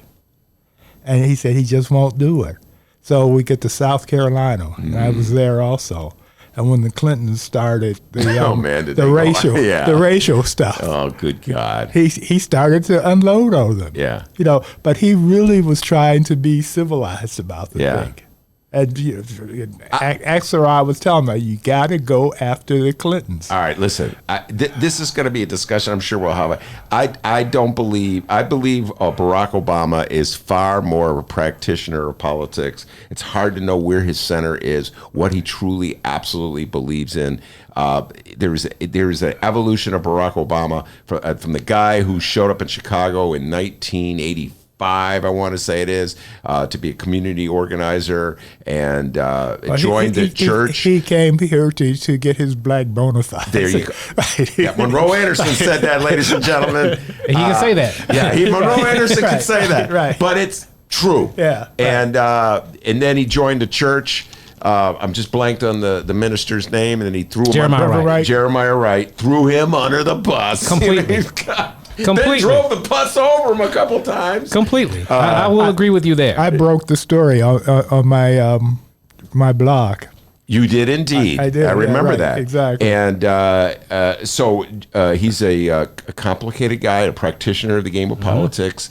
And what causes me concern is that when you play that game, that Clintonian game, Bill Clinton really taught Barack Obama how to do it. He taught Rahm Emanuel how to do it. He didn't teach him how to do it. They weren't friends. You know what? Barack Obama came to it naturally. All right. No one had to teach him. He studied Clinton, but Clinton wasn't being helpful. It's hard for me to know what Democrats really believe in. So this gets back to something you just said, Atiba, and I wrote a note here.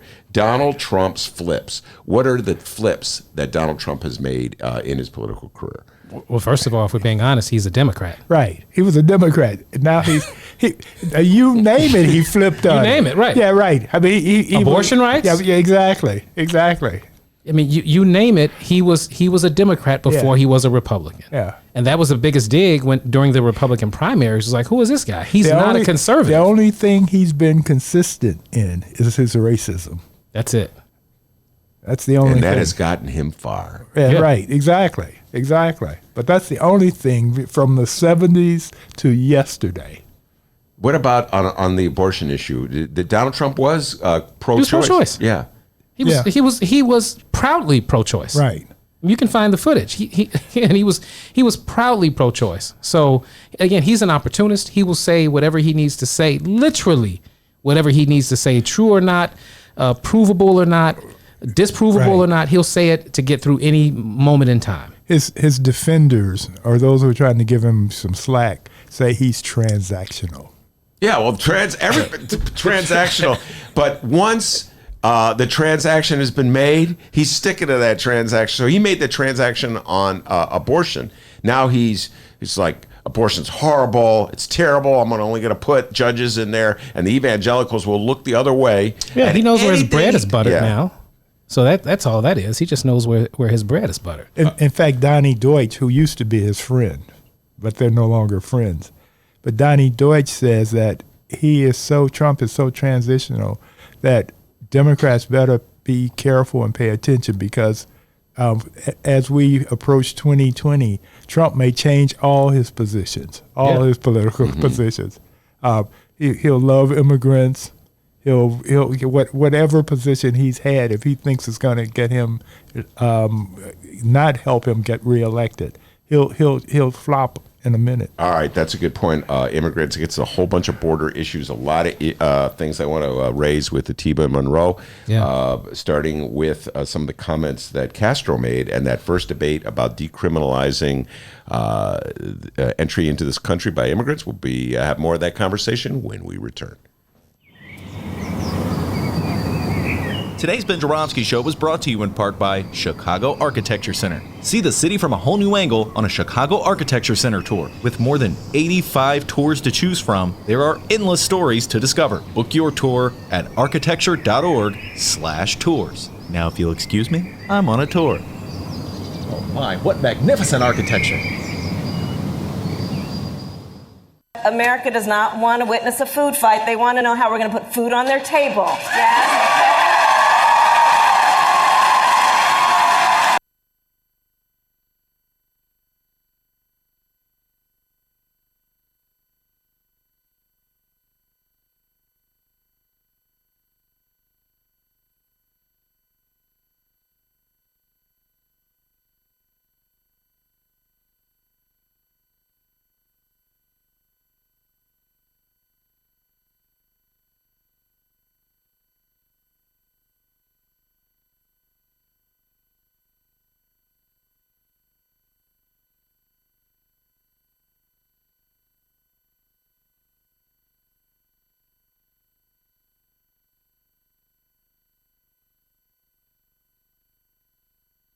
The Ben Joravsky Show is supported by the Northwestern Summer Writers Conference. Now in its 15th year, the 3-day conference held in Chicago features a diverse array of workshops, speakers, discussions, and readings. Learn more at sps.northwestern.edu/writers. At Chicagoland Cremation Options, we are committed to listening, educating, and guiding your family through the cremation process. Whether it is time of death or when planning your wishes for the future, Chicagoland Cremation Options can accommodate you at an affordable price and with great dignity. Avoid funeral home costs with direct access to a crematory for a cremation. Chicagoland Cremation Options, just south of O'Hare, 5 minutes west of Chicago. It's a family-owned business and operated by my good friend, Douglas Klein. Visit it at ChicagolandCremationOptions.com. One more time, ChicagolandCremationOptions.com. Today's Ben Joravsky Show is brought to you in part by Green Element Resale. It's located at 6241 North Broadway in Chicago. And guys, it is amazing. Just listen to this. Furniture, appliances, lamps, books, clothes, electronics. It's a thrift shop, but it's the only thrift shop in Chicago that helps bring you the Ben Joravsky Show. So if you're ever on Broadway between Granville and Devon, tell them thank you.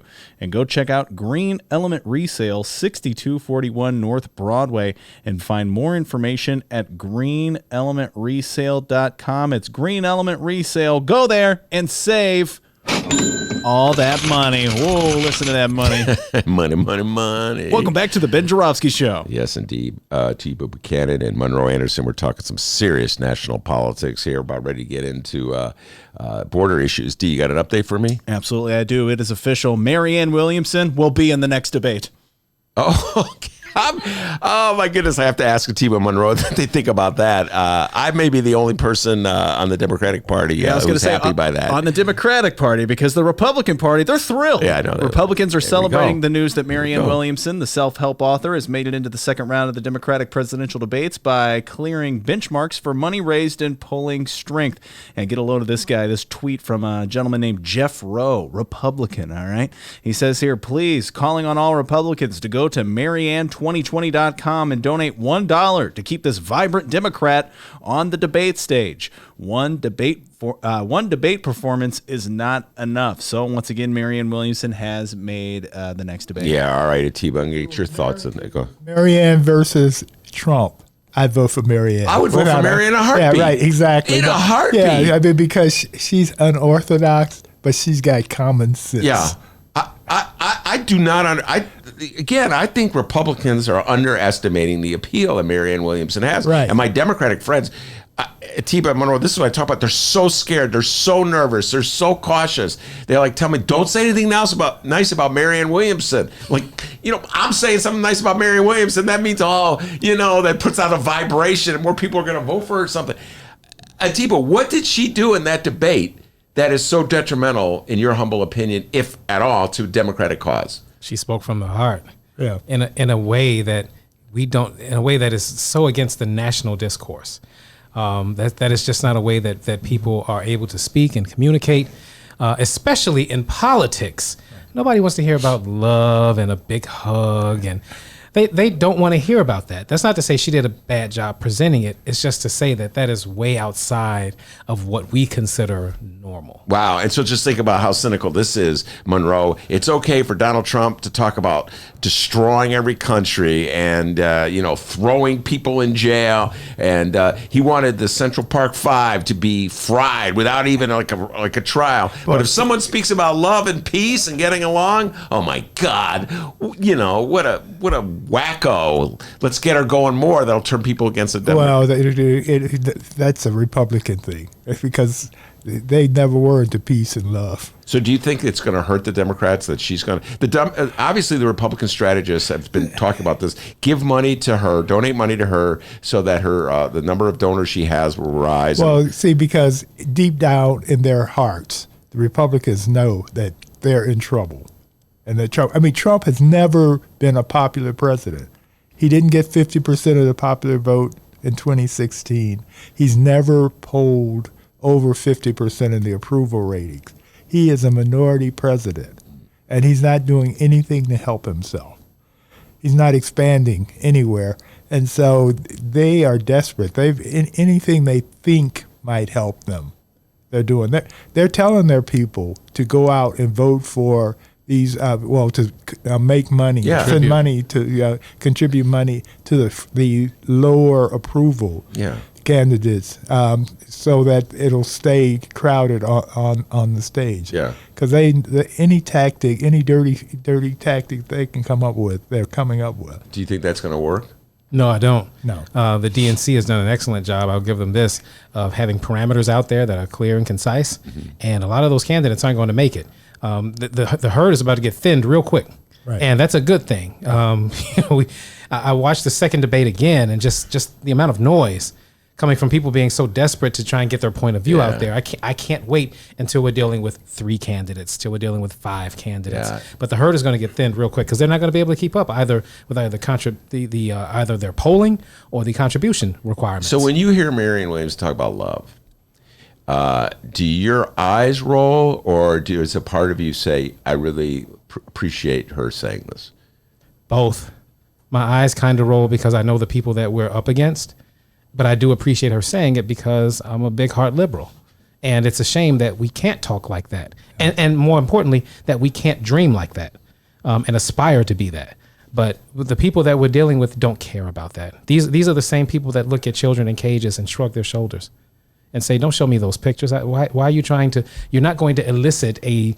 No, it's worse. It's worse than that, Atiba. Probably. There are people who look at those children in cages and think and say that's where they should be. Exactly. Yeah. Not that who cares, I mean, but they think, wow, that's a good place for them. They're animals. Yeah. Right. Yeah. And what do you do with animals? Right. You put them in cages. So again, if that's who we're up against, then the mission is clear. You just have to outvote them. We're not going to bring them into the fold. We're not going to include them in the umbrella. Because they have no shame. They have no shame. And that's the most frustrating thing to deal with, because no matter how much we call out their hypocrisy, the point of calling out hypocrisy is that ultimately somebody might feel shamed and go, yeah, I might want to modify my behavior. Mm-hmm. But that's not what we're dealing with. They're going to get the benefit of great democratic policies, but they're not going to ever vote for it. We need to come to that conclusion real quick and just go around them. And those Democrats turned Trump nuts, they're not coming back. You know, they keep talking about, we need to go after them. That's a waste of time and energy. What the Democrats need to do is go after all those black voters that didn't show up for Hillary because they were alienated, either through something Hillary did or through the Russia bots. Yeah, well, that's... through voter suppression. Voter suppression. And that's where, despite your Chicago cynicism, Monroe, Bernie comes in helpful. And I'm not saying that black voters are ever been attracted to Bernie, but they sure are attracted to the programs and the policies and the worldview that Bernie talks about. And if the Democratic Party ever championed all those ideals that Bernie only had the guts to stand up. They are. This is why Bernie's so frustrated, because it's like, hey, I said it 4 years ago. And 40 years before that. Right, exactly. Right, exactly. And if you remember, Congressman John Lewis was the person that Hillary Clinton trotted out to denounce as unrealistic Bernie's call for college for all. Remember, they got John Lewis, the great John Lewis, to do the dirty work on Bernie Sanders. You were talking about Julian Castro and something said in that first debate, Atiba, and it gets into the issue of immigration. And what I thought would really appeal to me, again, I'm a lefty, and I don't know if it's going to work for the general voting population. When he got very specific with Beto O'Rourke on the issue of the law that criminalizes people who come into this country without documentation, who sneak into this country. If as long as it's if that's a criminal act, then you do put them in detention centers and you do separate them from their children. And that is a fact that he pointed out, and he was very specific and very clear. And I appreciated his clarity and I appreciated his clear-headedness. And in the aftermath, I thought that was a good thing. Yeah. And that helped in my mind. And now in the aftermath, the pushback is Democrats are for open borders. Right. Democrats well, are you know for... what else? Coming across as without papers or documentation is a misdemeanor. It's not a felony or anything like that. It's a misdemeanor. Yeah, if you come across and you don't go through custody or anything like that, it's a misdemeanor. So nobody's doing anything that should call for them to be put in cages or made to sleep on concrete. And the vast majority of these people coming across aren't even doing that. Right. They're presenting themselves. Are hoping to present themselves. Right. But Trump has points of bottlenecked entry. it up. Yeah, he's bottlenecked it up because he wants to make his what he's doing is trying to make it so horrible that they'll quit trying to come. But to your larger point, and I appreciate that, what you're saying about Castro, again, in a macro sense, what he's doing is what Republicans do very well. He's changing the rules of the game. What he's suggesting to do is to change the rule. So whenever Republicans have something that they don't agree with or doesn't go in their favor, instead of protesting about it, they just change the rule. So again, or move the guidepost. Right, that's what I'm saying. Yeah, right. And what he's saying, so now what because that's more of a chess move, and Democrats rarely do chess moves.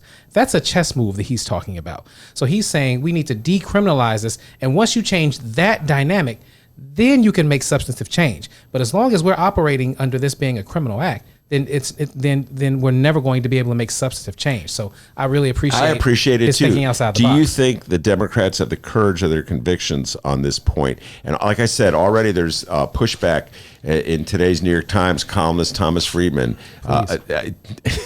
This again, this equivalency.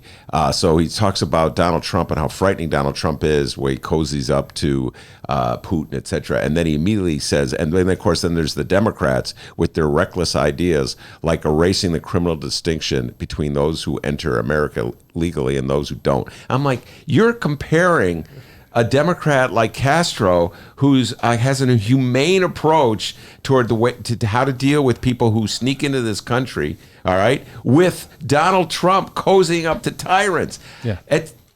Who interfered in our election? Who interfered in our election?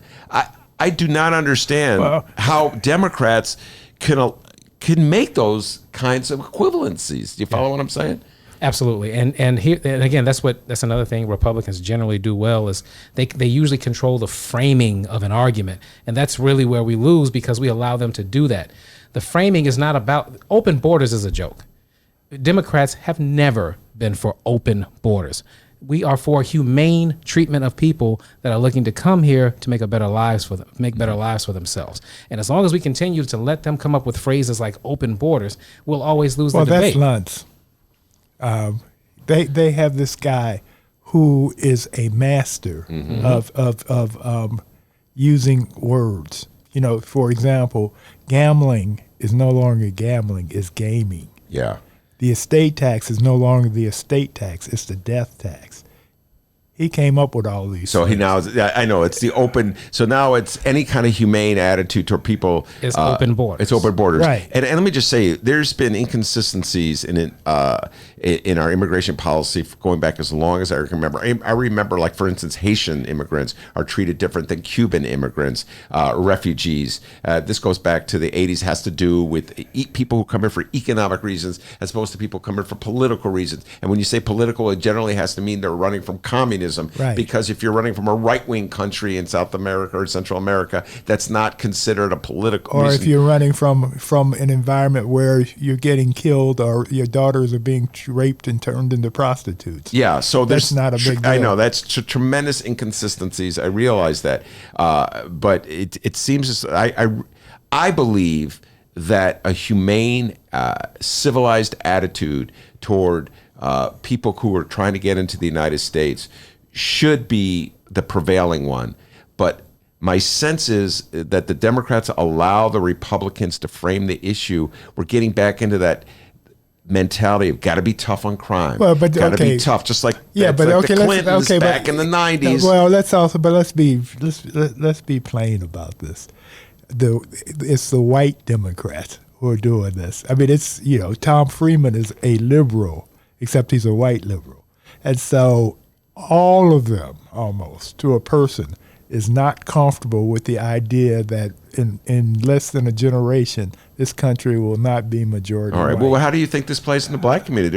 The black. Can I tell you a story? Yeah, go ahead. So I'm at a grocery store about a month ago, and I was at the deli. There were two black guys in front of me being waited on. And this grocery store is a huge chain, but the vast majority of the people working there are Hispanic. To the degree that, like, if you have a problem with Hispanic people, why would you come to this store? Yeah. Right? So these two black guys are there. Yeah. He's trying to get some type of sausage or something, and the lady he was working with either didn't understand what he was saying or he didn't understand her. So another lady comes up, and she speaks English. He's like, I want this one right here, 2 pounds of this, blah, blah, blah.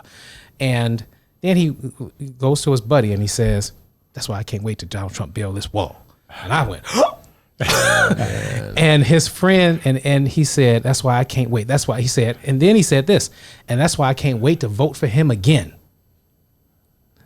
Hand to God. And his friend said, yeah, man, I told my son that the other day. And I just looked at them, and I thought my eyes were going to get stuck in the top of my head because the only reason I didn't say anything to them directly was because they weren't talking to me. I overheard them. So it wasn't like he went, yeah, but if he said that to me, I would have let him have it. But there is a current undercurrent of black men that support what Donald Trump is doing. I have a tax preparer, I'm not going to say his name. When the separation of children first came out, we filed our taxes it was after the deadline, more towards the summer. And I remember him saying to me, just casually, yeah, I support what he's doing at the border, and people shouldn't be coming here anyway. And I almost said, you know what? That's okay. Was that an imitation of him? Yeah, my wife was sitting right there. Wow. So there is when it comes to immigration, there is an undercurrent of black men that are supporting what this guy is doing. I know. That's why I raised the topic. No, but they're 10% no, they're but it's enough. Yeah. Wait, time out. Well, now, 2 is too many. All right, Atiba. Monroe's heard me in this one. This is one of my favorite topics. I believe that there are black guys that say that. Obviously, I've heard that conversation many times. I've heard people tell me that. Okay, so I when you started with that anecdote, I'm like, oh yeah, I can name about 3 guys right now coming to mind. But when you look at the actual voter turnouts or the voting results, that's not reflected. There, you cannot show me, like, if you go into wards, black precincts that you know are 99% black. So it is it's not a exit poll. It's just real votes. Yeah, that's the brilliance of black women hiding what a lot of those guys are doing. Well, people say that to me. They go, Ben, you got to understand. So if the overall is 2%, like you go out of the 8th ward, which is the South Side ward, which is overwhelmingly black, or the 6th ward, which is the South Side ward, which is overwhelmingly black, and you look at the results, Trump gets like 2% of the vote out of these precincts. And then so people tell me, well, Ben, that's because every single black woman is voting for Hillary Clinton to offset the votes of those idiots who were voting for Trump.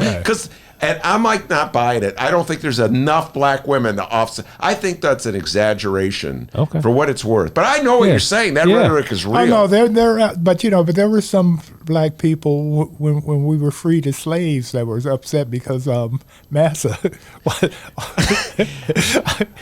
they didn't know what they were going to do without that. Once again, the views and comments of Monroe Anderson are those of Monroe Anderson. All right. That is not me tied. It's not Atiba Buchanan talking either. Anyway, Samuel L. Jackson's role in Django was profound. It was so incredible. Deep. Yeah, but there were characters like that, and there are now. And the real Candace Owens. Yeah, right. Exactly. And what's you have some of them that duel with you on your Facebook page. Monroe. Right. Exactly. There's a guy named Willie Love who loves Trump's dirty drawer. One more time, the views and comments of Monroe Anderson are those of Monroe Anderson. I'm Ben Joravsky, TV Buchanan in the studio as well. We'll be right back after this. Read the Chicago Reader to get up to speed on what's what in Chicago.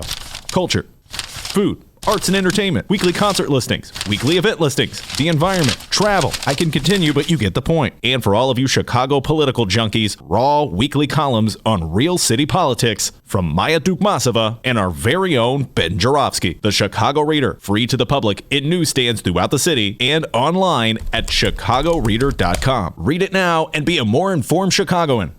Cirque du Soleil's Big Top comes back to Chicago with its latest show, Volta. Venture into a captivating voyage of discovery inspired by the adventurous spirit of freedom, where a surge of action sparks a high-voltage journey. Volta. Playing May 18th through July 6th under the Big Top at Soldier Field. Tickets at CirqueDuSoleil.com. Volta thanks their partners Hennessy Black and Champagne Nicolas Fayette. Hey, have you explored the new suntimes.com? Our team at the Sun-Times recently launched a brand new digital experience just for you, making it easier than ever to get the latest news and stay up to date on everything happening in Chicago. It's the same stories you love with a brand new face. Take a moment to check it out now and let us know what you think. Visit suntimes.com. That's suntimes.com today.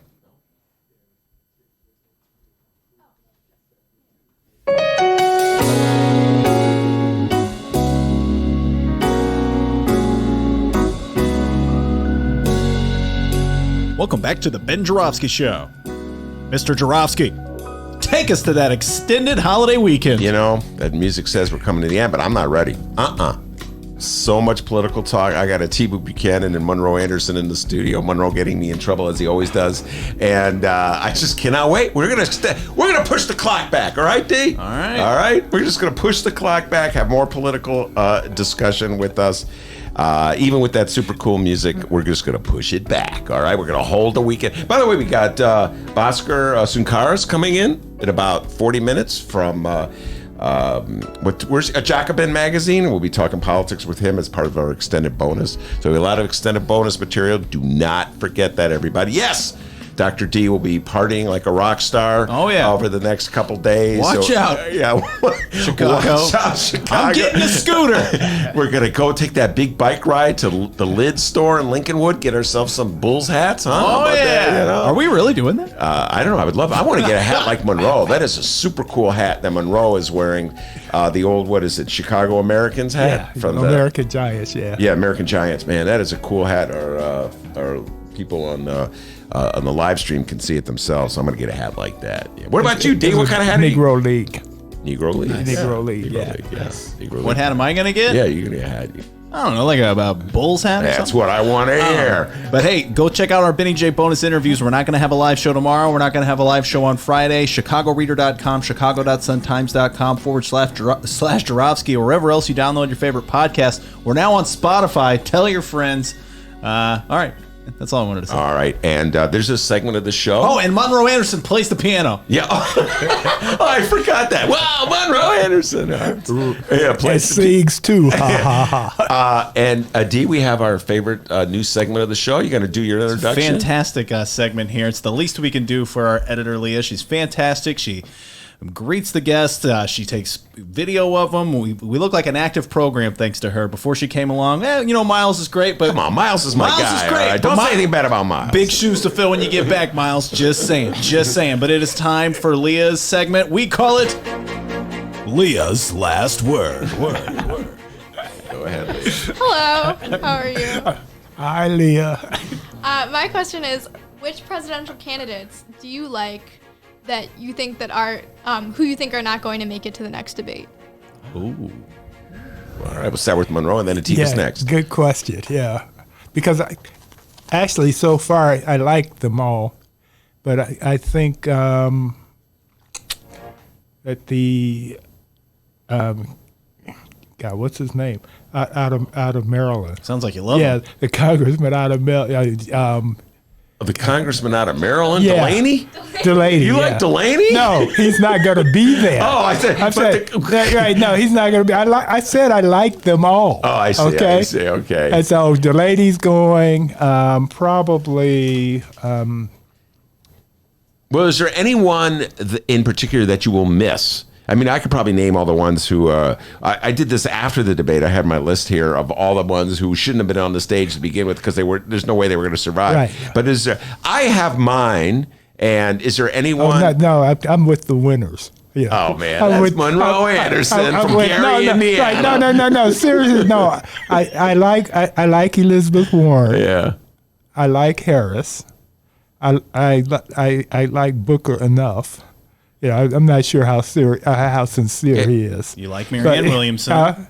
I like Marianne Williamson. I do. I like Marianne Williamson a lot. And I like Biden. So I mean, the people I like. He's not ashamed to say he likes Grandpa Joe. Yeah, right, exactly. Although Bernie and Joe are going to be gone because they're too old. Whoa. They come off that way. Yeah. Yeah. I mean, they're just, their time is come and gone. And I'm not that much younger than them, so it's not ageism I'm coming out of. That is correct. He is not that much younger than they are. Atiba, to answer the question, which candidates will you miss the most that you presume will not make it to the next round? Believe it or not, Bill de Blasio. Yeah. I'm a little stunned. I can't even get the words out. Why? I thought he did well the first debate. I thought he came across as not overly aggressive, but assertive, I think. He certainly came across knowledgeable. And to me, it always plays well when you're either a mayor or a governor or something. You can then cite the things that you've been able to implement in your state or in your city that have worked. So I thought he came across well. I don't, he may not be able to get past a lot of his baggage, a lot of his reputation, especially for the people out of New York. But I thought he was all right. You didn't think it was an awkward moment when he blurted out about his son? I don't remember, to be honest. It was 2 hours. He was trying to get some attention. See, that's the problem with the format 10 people right up now. there, right? Yeah, exactly. Is that if you don't blurt out and do things, they won't even notice you. Well, it was in his, I don't know if you know this, Bill de Blasio is married to a black woman. Yes, I did. And his son has a big afro. And when he first ran for mayor of New York, I think it was in 2011, whenever it was, his son played a pivotal role in his campaign. They used him in campaign commercials, and he talked about how his son had to deal with police officers, and he had the whole issue of policing the black community, and it helped him gain traction with black voters. Right. And so here he is running for president of the United States. Only political junkies like myself know that story. He's on this stage with 9 other people. He's limited in the amount of time they have, so he wants people to know that he has a black son.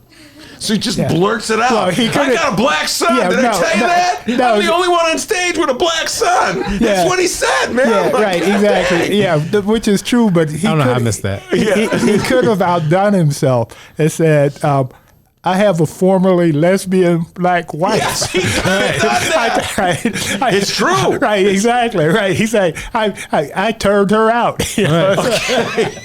Once again, actions of Monroe Anderson do not reflect those of the Ben Joravsky Show. The show continues. Monroe Anderson, man. The candidates, the Democratic candidates, would like to weigh in with their responses to your answers. We're going to get to everybody. Okay, wait, hold on, guys. 1 second. I'm so sorry. There's too many of them. I'm sorry. I can't make sense of any of them. I might be the only person in America who loves the crowded stage. We'll miss it. I watched American Idol at the insistence of my daughters in 2006, 1 year, and I got tired of it because I thought that thing. I actually think it's fixed, just between you and me, T. But I think the voting was fixed, and still think it's much fixed. of it is. Wait, a TV show fixed? No. Well, yeah, I know. So, but anyway, remember the $64,000 question? Yeah, well, okay, I remember the movie about it. Even I'm not that old, but it went down in the 50s. So I will miss this segment because it does remind me of those early segments of American Idol when there were so many characters, hard to keep track of them all. But that when Bill de Blasio did that, I just kind of laughed out loud. I mean, I'm like, I know they're told, if their strategists are telling them, you got to get your 2 cents in. Right. You cannot allow this debate to happen without getting your 2 cents in. So of all the things, did I tell you that I'm the only one up here with a black son? Did it ever occur to you that he might love his son and he's proud of that he has a black son? Well, yeah, I mean, I'm messing with you, man. Next question. He's messing with you. I'm like, how do I treat that as a serious? He's trying to seriously answer the question. I'm like, I really love my black son. Okay. Then what about the black daughter? We don't just care about her. I have 2 black sons, and I love them both. Yeah, okay. It only took you how many years to say that? Be coming on this show. It took Bill de Blasio to get Monroe. Anyway, all right. Now let's talk a little about who's up and who's down. T-But you have the latest polls on your phone right there. Give me just all of 3 seconds. All right, he's a master. He's a wizard of that phone. 2, done. Okay. So, this is the results after both of the debates. Okay. See who went up, who went down. Biden went down 10 points. He's still leading, but he's down to 22%. So he's still in first place. But he's sorry, which poll is this? Do you know which one? Gallup. Whoa, No, hold on. Breaking CNN/SSRS national poll. Gotcha. Okay. There you go. So Biden at 22. Yep. He lost 10 points. Okay. Harris went up 9 points. She's now in second place, up to 17%. Okay. Kamala. Elizabeth Warren. She went up 8 points. She's at 15%. Wow. And Senator Sanders, he went down 4 points. Bernie, no. He's in fourth at 14%. Wow, he's below Warren and Harris. Yep. And then Mayor Pete. Monroe's like, told? Mayor Pete's still in this thing? He is. He's top 5. Oh, my God. But he lost 1 point. He's down to 4%. Okay. So you're talking, again, you're looking at Senator Sanders at 14% and 4%, and then you get a big dip down to Pete Buttigieg at 4%. Yeah. So clearly there's a lot of people in that 3% or less. So Mayor Pete's beating Marianne Williamson. Yes. All right.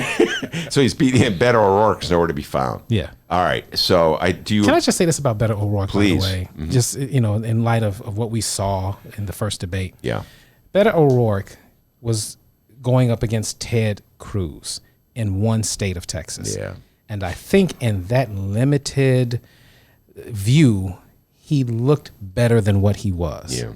But you put him next to people like Castro, you put Beto O'Rourke next to people like Kamala Harris, then you see him for the mediocre and the mediocrity that he represents. He's a mediocre candidate.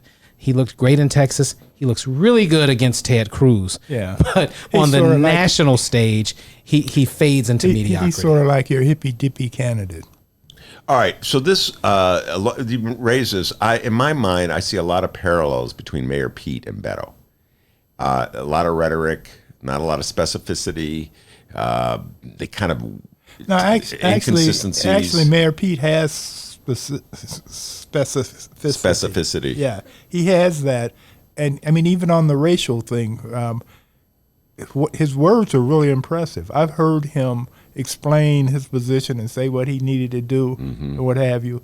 But the reality of the situation is that his police department, and he's been mayor, he's in his second term. He's not new. Yeah. It's 20% black in South Bend population. Police department is 5% black. The cop that shot and killed the guy without his camera on should have been fired for not wearing the camera. He's trying to be judicial about it or something. Who knows? Well, I'm going to defend Mayor Pete. Okay. Which is rare on this show, me defending Mayor Pete. But he has to, there's a procedure and a process that has to play itself out. And as the mayor, I do not advocate being like Donald Trump, proclaiming that somebody is guilty or innocent before it happens. He has to let the process play itself out.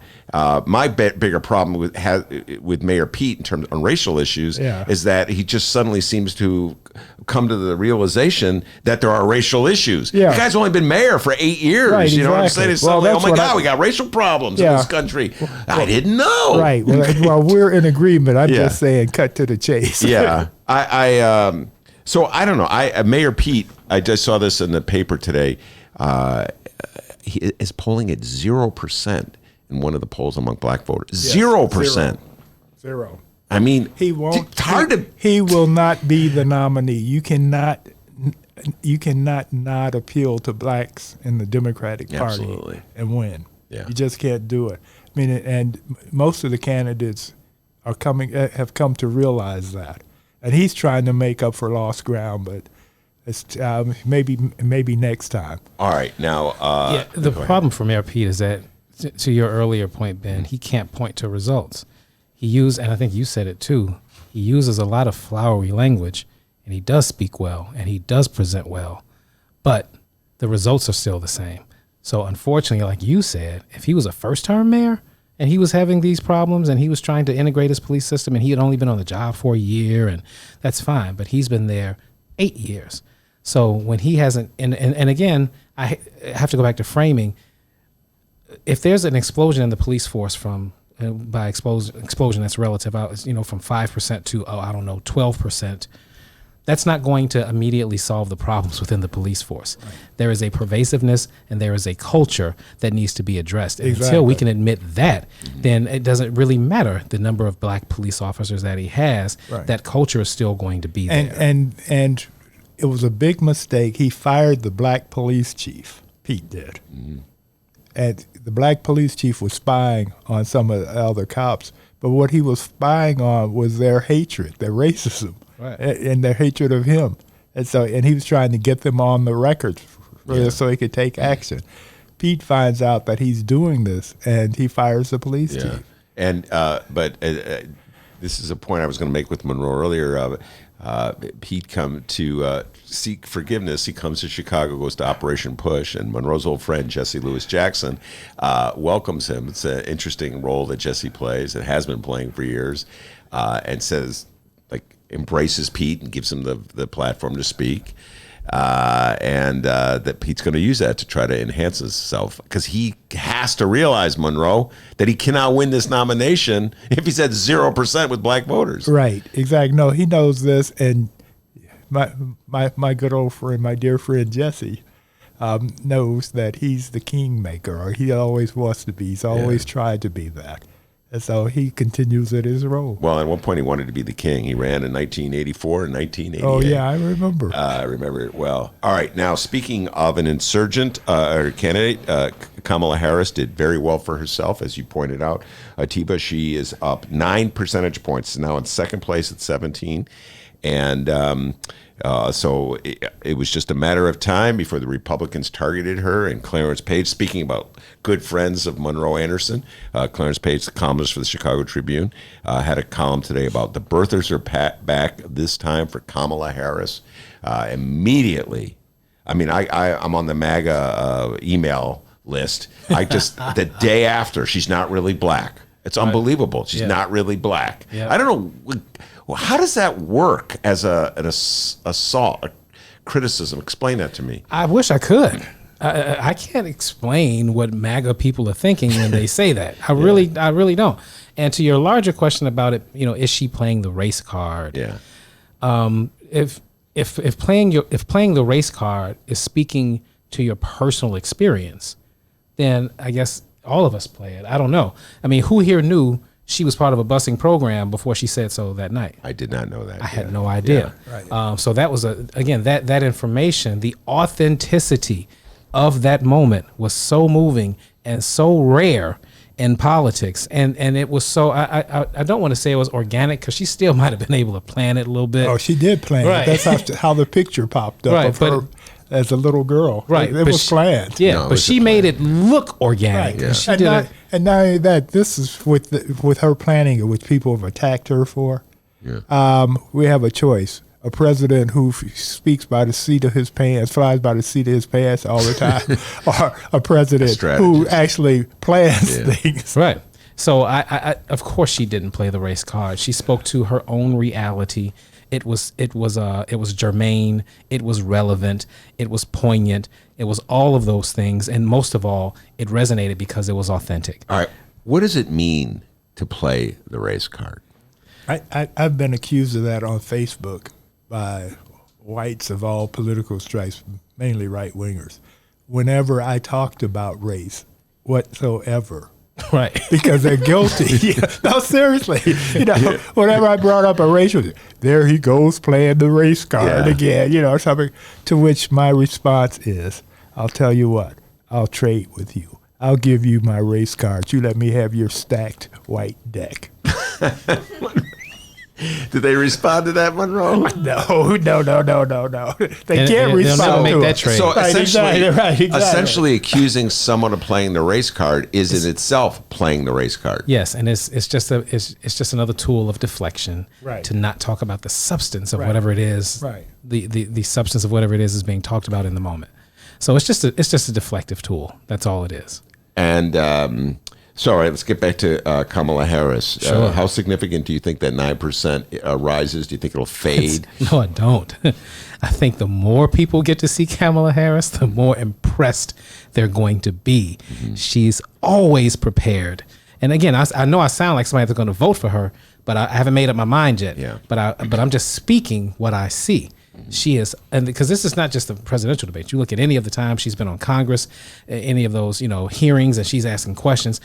Her level of preparedness is second to none. She is sharp. She is prepared. She is ready, and she is not easily shaken. So I think people are going to find that refreshing to see someone speak so candidly, so clearly, and so concise when we have a president who says words like bigly. Yeah, right. So Yeah, when you hey, juxtapose her against Donald Trump, Yeah. people are going to only be more gravitated to her. There's going to be a sense of relief, comfort, and calm that someone at the helm like Kamala Harris knows what she's doing and is on the job. Yeah, see, and I mostly agree with him. My only reservation is that she hasn't taken much incoming fire yet. Oh no, she's going to get it. I know. Big time. Yeah, she's going to get it big time, and it's not even so much how she plays it, and tries to deflect it, but it's going to depend on what it is and how damaging it is to her. Well, you're going to find out that Kamala Harris has a white husband. Yeah, that's right. going to come out. Right. The stronger she stays in the polls, this is what's going to happen. Yeah. White husband. Except black women are not going to care that much about a white husband. Black men get upset about black women get upset about white wives sometimes. Whether it works or not. Yeah. When Jesse Little Jackson Jr. was thinking about running for mayor of the city of Chicago. You were old enough to remember that blonde. All of a sudden, the front page of the Sun Times. Yeah, but he was also married. Yeah, that's true. It wasn't a dating situation. Yeah, that's true. Valid point. That's a valid point. But the thing is, and again, that's again allowing the right to do the framing, because if I'm not mistaken, Nikki Haley's a woman of color. Pretty sure her husband's white, and that's never been held against her. Right. That's never even been brought up. It's never even been a problem. Right. Which, just as a sidetrack, I'm just amazed at candidates that, especially right-wing candidates, changing their natural name to something more American. Her name is not Nikki. Her name, I can't even remember what it is. Same thing with Bobby Jindal. His name is Payush. Yeah. Like, Bobby Jindal, the governor of and Louisiana. Ted Cruz. His name is Eduardo. Yeah. Like, Ted is not short for Eduardo. Where did even Ted come from? Yeah. Because there's this pressure for them to mainstream themselves, and that's how a lot of them end up marrying white people, white spouses, to mainstream themselves. But again, I don't care about what color Kamala Harris's husband is. I don't care either. And with Kamala, she's only been married for 2 or 3 years. It's not long. She's in her early 50s, I think. Yeah, but it's going to get nasty, and it's going to get nasty. That's the right wing. Yeah, right. You're also going to hear about Willie Brown, the former assembly leader, Yeah. and you're going to hear a lot about him coming. I'm just saying it's going to get nasty. And then from the left, you're going to hear that she is a cop and she's a prosecutor. Yeah. And no, she's going to take some hits. She's going to take some hits. Yeah, she's going to take. But welcome to the big leagues. Right. Who hasn't running for president? Yeah, welcome to the big leagues. Right, that's what this is about. Right. But I trust her conviction, her ability to stand tall in those moments. From what I've seen, she's ready. She's ready for prime time. And for this, is she black enough for you? She went to Howard University, and she was an AKA. And, there were Indians when Joyce was at Howard. There were a lot of Indians, my wife. There were a lot of Indians there. People from India, and they tended to stick to themselves and ignore the black people at the black university. For her to pledge AKA that she was declaring her side then and there. Monroe Anderson, are you ready to commit yourself to Kamala Harris's campaign? No, not yet. But I like her. Like I said, I like all of them. You still feeling that Bernie vibe? Yeah, I didn't have a Bernie vibe, but I like Bernie. Because as you know, because I've been having this conversation with you from day one of your show. Yes, is that Bernie, if he won the nomination, they would have destroyed him, the Republicans, but with the communist thing. They've been running hammer and sickle. Now, these are people who turned Obama into a Muslim after you had the controversy about him being in Jeremiah Wright's Christian church. Right. So if you could turn an obvious Christian into a Muslim, what could you do with a real socialist? All right. And for the closing point of the day, I'll leave it at Tiba. Respond to Monroe. You were for Bernie Sanders. You voted for him. I did. Do you think that Donald Trump would have made mincemeat out of Bernie Sanders in 2016? No. However, it's all a moot point because it wasn't a fair election. So I think Donald Trump would have beat whoever the nominee would have been because he had the support of Russia behind him. Putin. So Putin. That is a great way to end this conversation, because that's one thing all three of us agree on. Right. The infiltration of our electoral system by Putin's agents had a big impact. Let's not forget, he lost by 3 million votes. He lost. Hillary won. Yes. Right. And the thing is, why hasn't he, Trump, been critical of Putin? Why hasn't Trump told his people to clamp down on this time to make sure it doesn't happen again? No funding for it. Right, no funding. Right, exactly. No, he doesn't. He knows that Putin is going to do everything within his power to get him elected again. I hope my friends of the far Democratic left persuasion are listening. They resist this every time Monroe says it, and I think they're really hurting they're fooling themselves, as I'll put it that way. This notion, there's such resistance on the part of people on the left in this country to acknowledge what you just said, Monroe, and what you said, Atiba, the impact of what the Russians did in the last election, because so many of my lefty friends want to say, no, Ben, it was because Hillary was flawed, or she didn't go to Wisconsin. She didn't go to Wisconsin. There always has to be some. Oh yeah, you know, in fighting with the right wingers, they talk about what a horrible candidate she was. She lost because she's a horrible candidate. Trump was the worst candidate. Seriously, in modern American times, every other day they would say, "Uh-oh, his candidacy is over because he said this. Uh-oh, his candidacy is over because he did that," and he just kept rolling along because those of them who are afraid of the colored people taking over the country said, he's our guy. We don't care what he's doing. And that is a good point as any to leave us for today. Atiba Buchanan and Monroe Anderson, it's always a blast talking politics with you. Thank you, sir. And we'll have to get you back real soon, Atiba. Monroe's here every Wednesday. I want to, again, repeat, we will not be here tomorrow. It's the 4th of July. It's these fireworks, huh? Dennis will be shooting off fireworks. And then we will not be here Friday because we have to take a field trip to Lids, get your new Bulls hat. But we will have plenty of bonus features. Susanna Mendoza, Bhaskar will be one of our features from Jacobin Magazine, and the Bulls guy, Joe Colley. So we'll have plenty of features for bonus features over the weekend. I want to thank Leah for doing the great job that she always does. And, of course, the man, the myth, the legend behind the board, who is playing those firecrackers, the pride of joy of Alton, Illinois, and as Monroe and Atiba can tell you, know what they call him back in Alton, Illinois? What do they call him? White Lightning. No one calls me that. They call him White Lightning. Never been called that in my life. Have a great weekend. 4th of July, everybody. Give yourself a raise, young Dennis, and take it out of petty cash. See ya. And remember, you can download previous Ben Joravsky shows at both Chicago Sun-Times and Chicago Reader websites.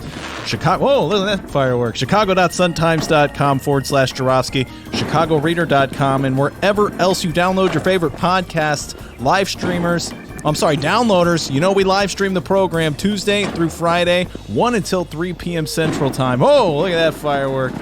We will not have live shows tomorrow or Friday, okay? We're taking the holiday off, but make sure to Atiba brought chips. Make sure to download those shows, though. Benny J bonus interviews. It's going to be fantastic. We'll see you all Tuesday.